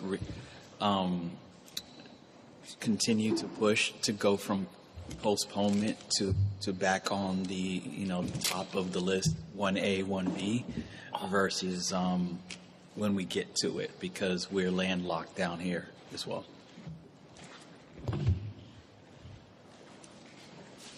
Okay. I'm not sure if there was a response or anything that's needed. Just comment or okay. Echo. Got it. Thank you. Any questions from the audience? I see no hands. Drew, thank you so much for staying, hanging out. And we're going to go now to Mr. Brian Martinez. And sorry. No, this is a great first meeting. Thanks for being here. I love this. Thank you so much. Brian Martinez, Office of Senator Laura Richardson, your neighbor and senator. Congratulations to those that were recently elected and those that are recurring. We're both here in the evening. We could be with our families or practicing a hobby, but instead we're serving our neighborhood, our community. So it's truly an honor to be here. I'll keep it brief. 2025 budget passed. I'll email you the details. One initiative that the senator is really proud of accomplishing is she was able to secure funding for the CalFresh Fruits and Vegetables pilot program. What that is it gives recipients of CalFresh $1 back for every dollar spent on fruits and vegetables at California retailers. More info to come on that on the email. She has over 20 bills at the Senate right now. I could go through them, but I will save you that and instead email it, of course. Caltrans, they're going to be having their Vincent Thomas Bridge Community Advisory Committee meeting next Wednesday, July 23rd. On the topic of Caltrans, I also want to give a shout out to CD15 and Drew specifically for all the advocacy in terms of whether they're encampments, weed abatement, litter, etc. Really on it. So thank you for that. Last thing, just also final introduction, Brian Martinez. My email is Brian, BRYAN, .Martinez, with the Z at the end, at sen.ca.gov. I'll be sending direct emails out, of course, prior to this meeting and afterward. And just I'm here to serve the neighborhood. And one last thing, it's a fun fact, USPS actually increased the Forever Stamp to 78 cents today. In case you didn't know that. So. Yep. Anyway. I don't know how fun that is. I can't control that. That's a Fed update, but yeah. Thank you. Thanks. Thank you, Brian. Any questions? Oh, please. For Brian. No hands in the audience. Contact information? Yeah. Brian, BRYA. Oh, you know what? I'll go over to you. Thank you, Chair. Okay, great. Thank you. Brian, BRYA. I think Drew's saying she has an update. In case you get calls, the councilman just got a call from Phillips 66 this evening that their Carson plant has gone down due to a power interruption from Edison. The power interruption means that they need to flare or burn product from stacks until the plant is back in full operation, and streets in Carson are currently closed. Oh. Just an FYI, in case you see anything, that's what's going on. Oh, wow. Oh, wow. Thanks. Thank you. Something flare. Okay. We're going to move on to agenda items number 8. This is our consent calendar. We got 4 items on our consent calendar, A, B, C, and D. That makes 4. A is approve June 2025 board and stakeholder meeting minutes. B is remove Craig Goldfarb from planning and land use. C, appoint Brooke Smith to Planning and Land Use and Port Committee. Should have said Port Committee on the other one too. And D, to approve resolution related to increasing the height of the Vincent Thomas Bridge coming from Planning and Land Use. Do I hear? I'll make the motion. So moved. Okay, I heard the move from Adrian. Are you seconding, I'll second Melanie? that. Melanie, second. Quick, any discussion? Yes, Kane. Can I make an amendment that we add item 9B to the consent calendar? What's that? Can't. Can't. Can I make a motion that or an amendment, sorry, can I make an amendment that we add the item 9B to the consent calendar? We can't. There's already That's not an amendment. That's a whole new item. Okay, thank you. Yeah. So, okay. Any other question, discussion? I see no hands. Vote count? John Barbera. Yes. Christina Calandra. Yes. Vic Christensen, aye. Adrian Fernandez. Yes. Cynthia Gagne. Yes. Christina Guzman. Yes. Alonzo Jenkins. Yes. Melanie LeBrecq. Yes. Kelly Miller. Yes. Shane Nicholas. Yes. Ray Regalado. Yep. Chris Valle. Yes. Okay, that's 12 ayes. 0 nays. Passes. Okay, thank you for that. Let's go to item number 9. We'll start with Budget and Finance Committee, and then we'll go to Planning and Land Use and Port Committee. Okay. So the first item is not out of committee because the MER doesn't generate until the 5th of the month. So this is our MER for June, and this finalizes the 2025-26 year. The 24-25 year. So up here at the top on the MER on page 13. Okay. See net available? $8,593.94. That's going to be our rollover. Wow. So the reason why it's that is that the San Pedro Ballet, there was Ray and I went to war, and Against someone else. Not against someone else, not each other, partnered in war trying to figure out why San Pedro Ballet couldn't get approved for their grant. What the final decision, after escalating it up to the top of the city clerk's office and all, the decision was that because it's on private property, even though they're a 501c3, that giving Central the half of money for the clear coat was a mistake, Don't look at me. and that they couldn't do it for us. And that a funding rep did a mistake, Laura, when she did it, and so they're doing it right with us this round, so they wouldn't give and they wouldn't do it. So we have $1,000 put back into our account. In my opinion, I don't agree with it with the research that I did, but I don't get paid the big bucks in city clerk to make these final decisions, but I can respectfully disagree. And so, anyway, so that being said, that's why we have $8,593.94 in our rollover, when I anticipated only 75. Anyway, so this is not out of committee, so I'm going to need a move and a second. So moved. Seconded. Okay, so that's a move from Vic and a second from Adrian? Chris got it before me. Huh? Or Chris? Either way. Okay. Who are you going to put? Who are you putting? Second, Chris. Okay. Alrighty. Any discussion further? Okay, call for the vote. Kane? Yes. Does anybody not have a funding training? Yeah. Yes. Okay. Kane? John Barbera? Yes. Vic? Aye. Ray? Christina, you have to take the funding training still. So you're ineligible. Finish all the training. Adrian? Yes. Cynthia? Yes. Melanie Kelly? Yes. Chris? Yes. And Christina, same. You're ineligible. So the next one is the budget, and the budget is on page 15. And so, same thing.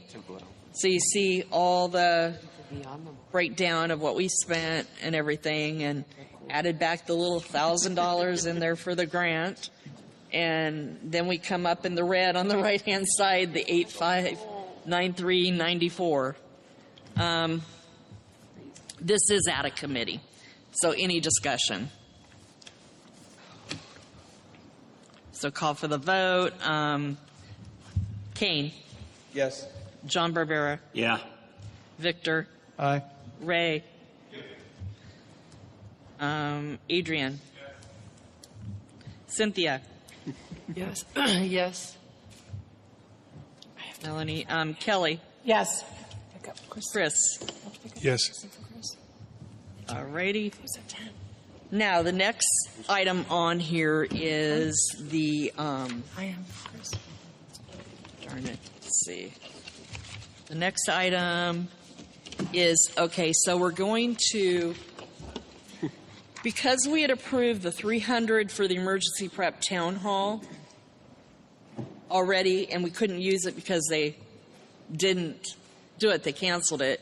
So we're asking to have it, public safety wanted it reapproved so that we could have it allocated to when they did finally have the town hall, that money would be allocated for it. So this is $300 emergency town hall, which is out of committee. Any discussion? It's Kane? Yes. John Barbera? Yeah. Victor? Aye. Ray? Adrian? Yep. Cynthia? Yes. Melanie? Kelly? Yes. Yep. Kelly? Yes. Okay. Chris? Yes. Alrighty. Then the reallocation for the $200 for printing out of committee. Kane? John Barbera? Yes. Vic? Aye. Ray? Yes. Adrian? Yep. Cynthia? Yes. Melanie Kelly? Yes. Chris? Yes. Alrighty. Now, the last two. The next item here is approval of $500 to sponsor LAPD's Night Out Against Crime. So there's a flyer in here in your packet. The very last. At the very last. It's a black thing where they requested it, and then it's got the thing here. It's August 5th. We're going to table the event. Officer Vallone has asked that we have like information about our neighborhood council, their public safety information, as well as basically crime type information too. And I've got some flyers that we can put out. And then we're going to hand out some of the flash drives that we have, that I made up, that we have for neighborhood council. So what the $500 is going to do, and he contacted me yesterday, is it's going to pay for like water and sodas and all that. So we'll give it to their nonprofit a check, and then they'll use it for that to go purchase. So this is not out of committee, so it's going to need a motion. I motion that we give him $500 for the National Night Out. Second. Okay. Second by Adrian. Second, Adrian? Mm-hmm. Okay, any further discussion? Okay. So Kane? Aye. John Barbera? Aye. Vic? Aye. Ray? Yes. Christina? Or no, not Christina. Adrian? Yes. Cynthia? Yes. Melanie, yes. Kelly? Yes. Chris? Yes. Alrighty. Last thing. So, the budget. When we did approve the budget last time, and they told me to do it for $32,000.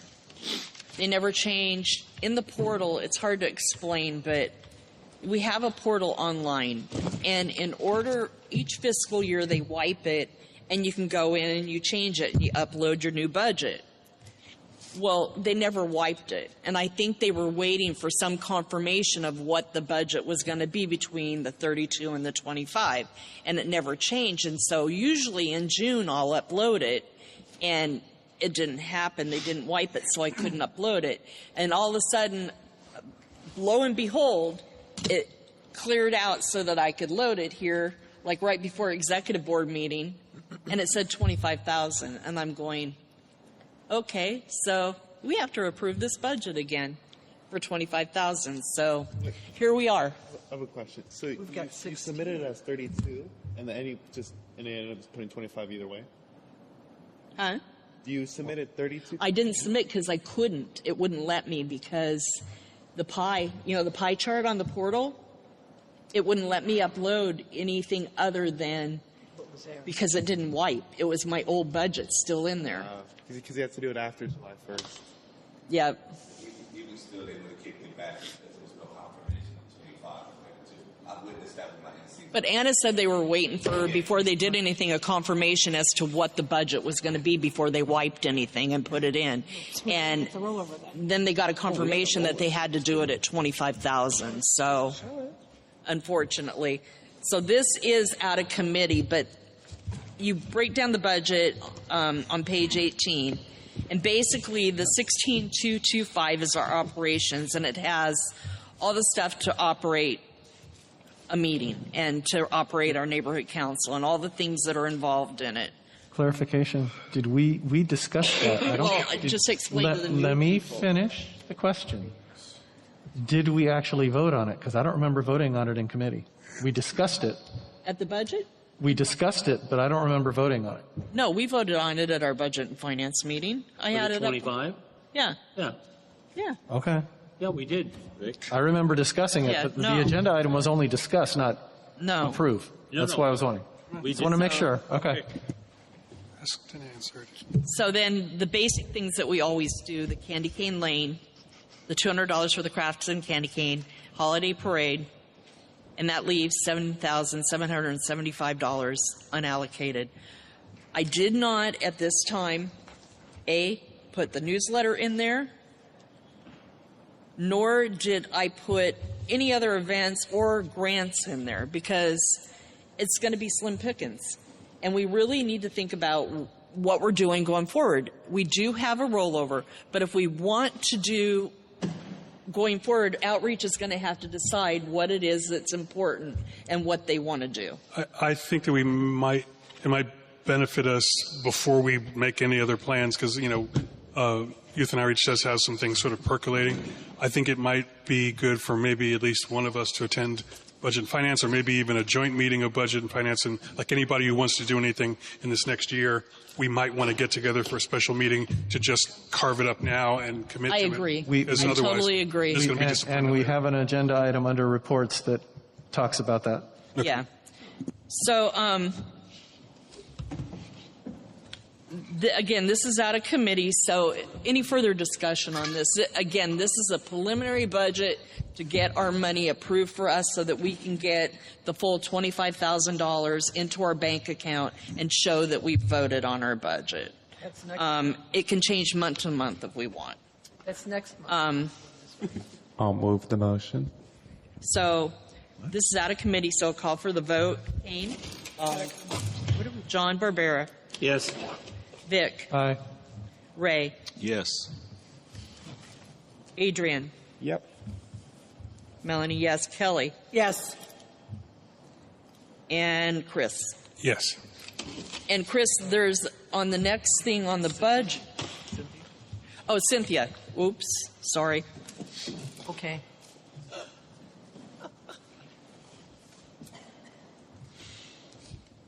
Okay. Yeah. Are you all waiting for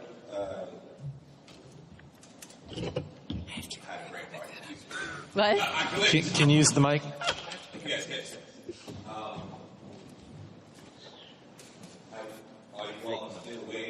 Are you all still waiting for the confirmation of the rollover? Oh, I already know what the rollover Okay. is. I know what it's going to be. I know it down to the amount. Okay, no, the only reason why I asked is because if they have... We do get the rollover. I've confirmed that we are getting rollover. Oh, I guess. Oh, thank you for the clarity. Clarity, you haven't received the notification yet. No. We Okay, won't that's until what I I- send this in. Yeah, thank you. I wanted to know. Thank you. Yeah. But I'm so precise on my figures that I know exactly what it's going to be. So, Chris, on the agenda here, I think this is probably where we can do this, is that we've got a place on here for budget and finance down here on the thing where I think we want to just, on this, is not necessarily discuss, but to basically just say that we're going to have a special meeting regarding That's a separate item. Let's get done with the one we're on. Yeah. So hopefully, I think that's a good idea for us to do that. Yeah. Anyway, we're done with that. Now we have to do the next item. Planning and Land Use and Port Committee? Yes. King? Okay.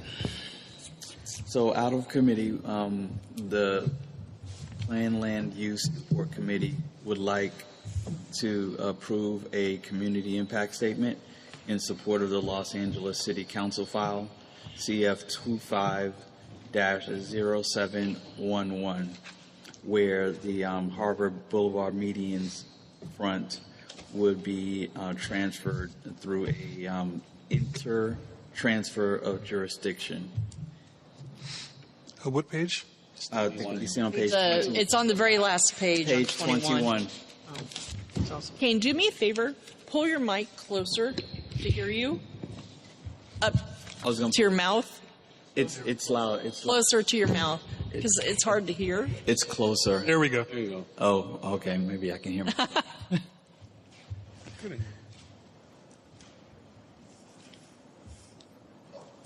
Okay, it's out of committee? Yes, it's out of committee. Okay. Any discussion? No. I see no discussion. Can we go ahead and take the vote? John Barbera? Yes.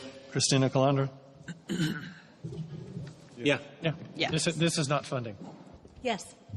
Vic Christensen, aye. Adrian Fernandez? Yes. Christina Guzman? Yes. Cynthia Gagne? Yes. Alonzo Jenkins? Yes. Melanie LeBrecq? Yeah. Ellie Miller? She left. She had to leave. Okay. Kane Nicholas? Yes. Ray Regalado? Yes. Chris Valle? Yes. Okay, that takes care of agenda item number 9. 11. That's 11 ayes, no noes, no nays. And can we show Kelly Miller leaving at 9:14? She had to leave. Yeah. For the record, Kelly Miller left at 9:14 p.m. Okay, committee meetings, committee reports. Did you want to go ahead and just take care of yours real quick, and I'll just do real fast the two that I need to do. Okay. So committee reports, budget and finance. First Wednesday of the month on Zoom.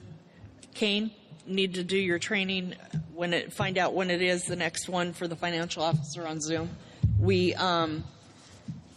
budget and finance. Also, we should try and coordinate to schedule a Zoom budget and finance, if you want. What? Special meeting or to talk about how, with outreach, the budget going forward, how we can do that. I think we need to have it be a whole board meeting, not just budget and whole finance. board? Yes. Okay, that's. Let me take it this way. You're suggesting a full board meeting, right? Yes. But I mean, the other option is just letting them to do the meeting. Budget and So- I mean, it's really, unless there's another committee that anticipates an event calendar, that isn't currently, you know what I mean? It's like, we're the ones who are already planning to spend money. If anybody else is in that same boat, I don't know that we need to have everybody Right. weigh Yeah. in until whatever it is we figure out goes. I'm thinking budget and finance and outreach, and then anybody that wants to attend, they're always open meetings they Right. can attend. Yeah. And that Okay. is. And I've got a spreadsheet already ready to do Yeah, trade-offs and you've everything. already done- So we can, if you want to limit it first, then that's fine. So. Just easier. So am I hearing that there's a motion floating out there to have a special Yeah. meeting for Yeah. you Yes. two committees to have a I special don't know. I don't know if we need a motion, but yes, I agree with that. We should have one. A meeting. Well, I just want to make sure that we get this thing officially Right. Okay. done. We have to do it. So I move we have a special meeting between outreach and budget and finance. Second. Any discussion? None. No discussion? Go for the vote. You second. We vote by assent.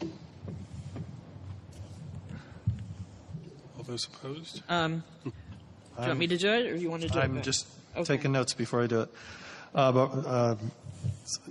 So we're not setting a date right now. We're just saying we're going to have the meeting, right? No Okay. date yet. Okay. John Barbera. Yes. Christina Calandra. Yes. Vic Christensen, aye. Adrian Fernandez. C. Cynthia Gagne. Cynthia Gagne. Yes. Christina Guzman. Yes. Alonzo Jenkins. Yes. Melanie Albrecht. Yes. Kane Nicholas. Yes. Ray Regalado. Yes. Chris Valle. Yes. Okay, that is 11 ayes. Unanimous. Okay. Then I'll just do public safety too. Public safety, the only update that we have is that there's that big sign in front of the table over there that we got those signs printed that are for the intersections where there's stop signs that are being like heavily violated a lot. And these are the signs. And so my thought is, let's make every board member responsible for a couple of intersections that are close to by where you live. And I've got them in my car. After the meeting, everybody take the responsibility to grab a couple of them and go place them. And they can't be in the median of Gaffey. They can't be in the median of Western. They cannot be in medians. They have to be in your, what is it called? I've got a brain fart. Lawns, neighborhood lawns. It's either in a yard that's close to a stop sign or that space that is like the city owns but you own too. Between the that you sidewalk have and the to- street. Curbside. Grass on the side of the house that's by the stop sign. Curbside. That it can be there, but according to the councilman, when I talked to him, it just can't be in down Western in the middle of the median or down Gaffey or in medians of streets. Doesn't do any good over there, but where you should, and you might have to wait till school starts in August, and you can put them by the school. Right, but we don't have to wait until August to put all the signs out. We can put some by the school when school starts, but a lot of these signs can go out now to start the campaign to get people aware in our area, and neighborhood council area, that this is an issue and slow down, stop at the stop signs, because people just aren't, they aren't paying attention. Okay. Okay? All right. I got the tape. I got one over here. So we'll need to ask permission for whomever we're going to ask to put the What sign. way? We need to ask permission. You have I to don't ask the need owner. permission. I've got it. No, I mean No, for the individual for the- homeowners. For what? For the individual homeowners of which For individual homeowners, if you want to put it in someone's yard, go knock on their door and ask them if it's okay to put it in their yard. Yeah. And then that way they own it and they can, somebody's less inclined to steal it too. Yeah. I just wanted to confirm. If it's on Yeah. private property, you have to ask permission, but if it's on, the land adjacent to the sidewalk, between the sidewalk and the curb, that belongs to the city. Just be nice and take it down when it's supposed to come down. Yeah. What it is an easement is the word I was trying to come up with. It's that, and that is owned by the city, and the person that lives there has to mow it. Yes. But it's city property, and people put real estate signs and open houses in our easement all the time. So you don't have to ask permission for the easement. Okay. All right. Anything else? Nope. All right. Thank you. To a neighbor. I get mad. So we have a vacant Averill seat position. We need to announce so that we could get it, hopefully get some interest and get someone that we can get into that. And how long a term would this be for? Till the next election? You hold it. I got something right. It's 2, I think. The term is until the next election, not a full 4 years. Okay, 2 years. So, yeah, 2 years minus the time it takes to. It says 2029 on.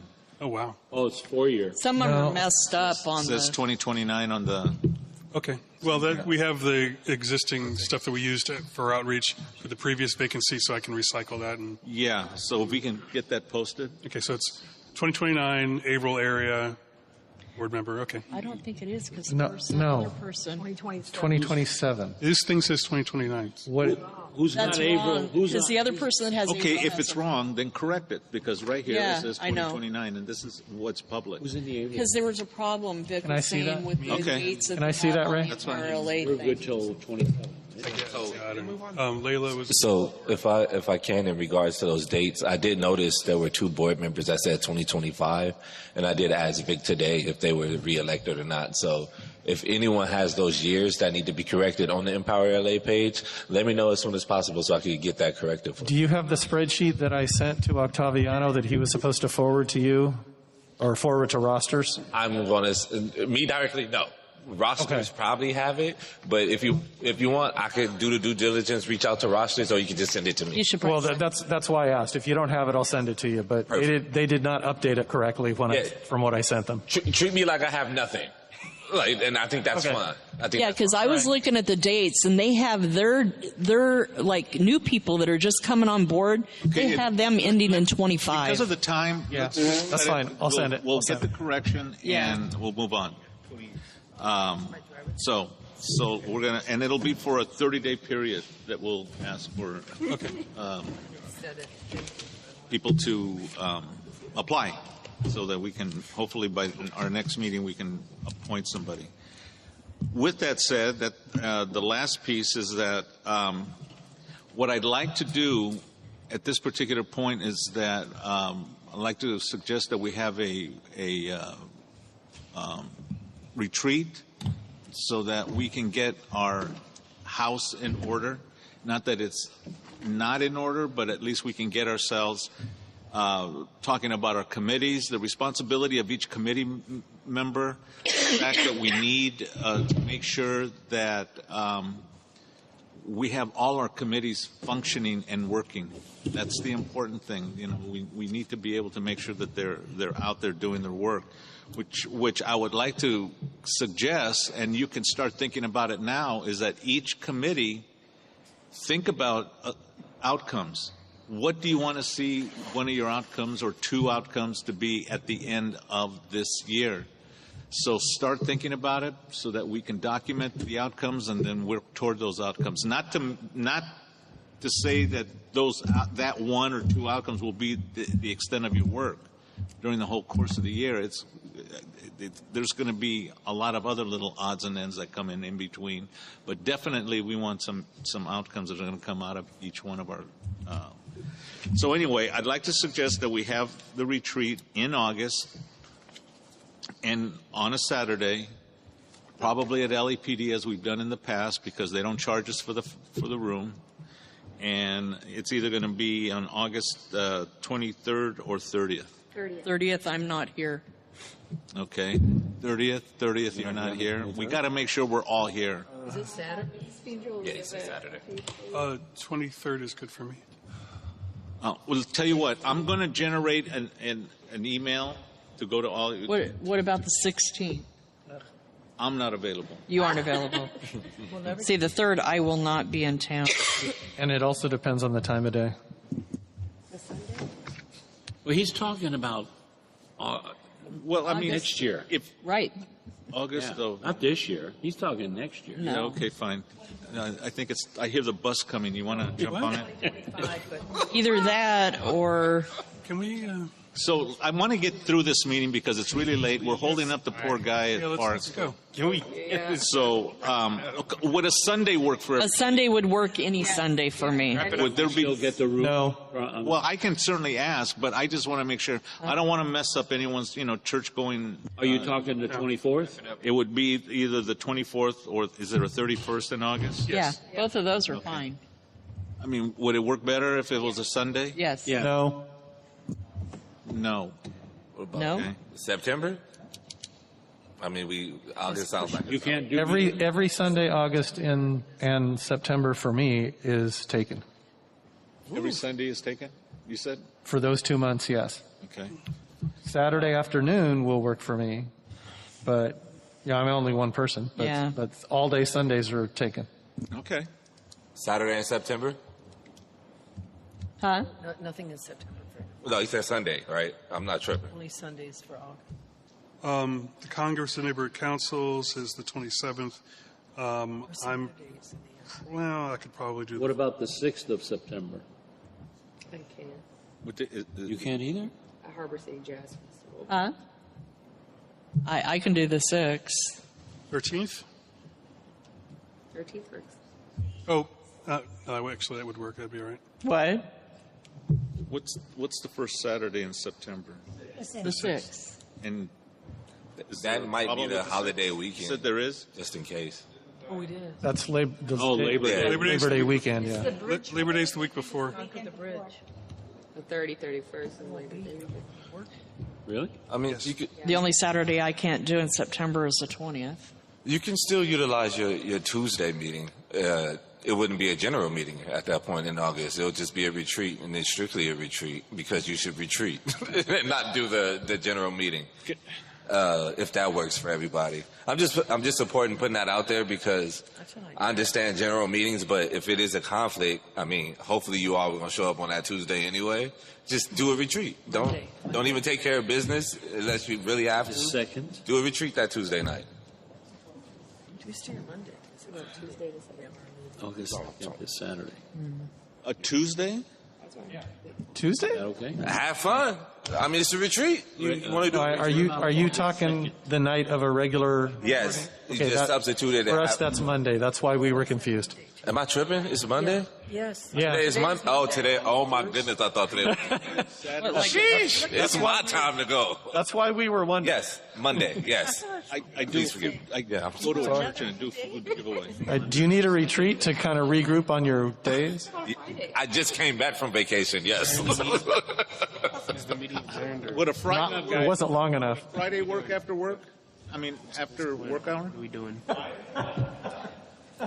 Call off. Okay, well, Adrian says no, so we're going to forget about it. So, So we're not going to try. We don't want to try the Monday. Was I didn't hear an overall bad day of Saturday, but it depended on what time, I think. Did anybody say Saturday was bad completely? so you said in the afternoon for you, right, on Saturday? Is okay. And the 30th is no go for me at all. How early are you? I'm gone. I'm sorry? What time does your thing start? I'm gone the 28th, 29th, and 30th. It'd probably be better to do this by email. Yeah, the 23rd. We're all here. So everybody can raise their hand. 6th of September. 6th of September. I cannot do 6th of September or the 20th. Bridge Run. And should we clarify how many hours the retreat is? So is it morning hours or afternoon? I would like to limit it to maybe no more than 4. Okay. But we have to really get our business done. What about But we need to the state the 13th time. or the 27th of September? 13th or 27th. 13th or 27th works for me. The 20th? 27th is the Congress. Yeah. Does it work? Oh, the 27th is? So Congress of Neighborhoods, yeah. The 13th of September? Yeah. 13th would work. 13th of September? That's Saturday? Retreat. Yes. Yes. I see. In the afternoon, yes. Huh? In the afternoon, yes, that would work. And when Yeah. you say afternoon, what are we talking? I'm talking 1 o'clock start time at the earliest. Yeah, that would be fine. 1 to 5? 1 to 5. 1 to 4 is only 3 1 to hours. 4. Okay, so much the better. 13th September, There we 1 go. to 5. Teamwork make the dream work. What's that? Say teamwork make the dream work. September 13th, 1 to 3. So 1 to 3. Oh, 1 to 4. My bad. Actually, 1 to 3. That's I would like to get it done early, but I'd like to be able to make sure we have the time. So 1 Make to sure 5 is that we the have- actual time. Yes, But if we 4 can get hours. out of there at 4, then we're even better. Will that work for everyone around the table? Yes. Yes. Adrian, Vic. Yep. Okay, September 13th. Good for me? Good for you, Christina. yes, sir. Alonzo, It's in my calendar. give me a thumbs up. Yeah. I see a thumbs up next to you, so that's great. Cynthia's great. So what do you think? Okay, I can so that try, works. although I do have school on Saturdays, but I'll try. Well, I'm sorry that you're flunking a class, but I mean, you have to. I'm kidding. I know you're a straight A student and all that. I'll try. I'll Okay. get back to you on it. I'll do. And you're good to join us. You got me right now. All right. Unless I'm- 13th September, 1 to 5. I'll send out an email to remind everyone. All right. I'd like to have a motion to adjourn. No, I don't really. We're adjourned. Amen. Thank you. For the record, we adjourned at 9:34 p.m. Too late. Pretty much too late. Not for the record, but please don't have too much time in your committee reports because I had stuff I wanted to put on there too. Like,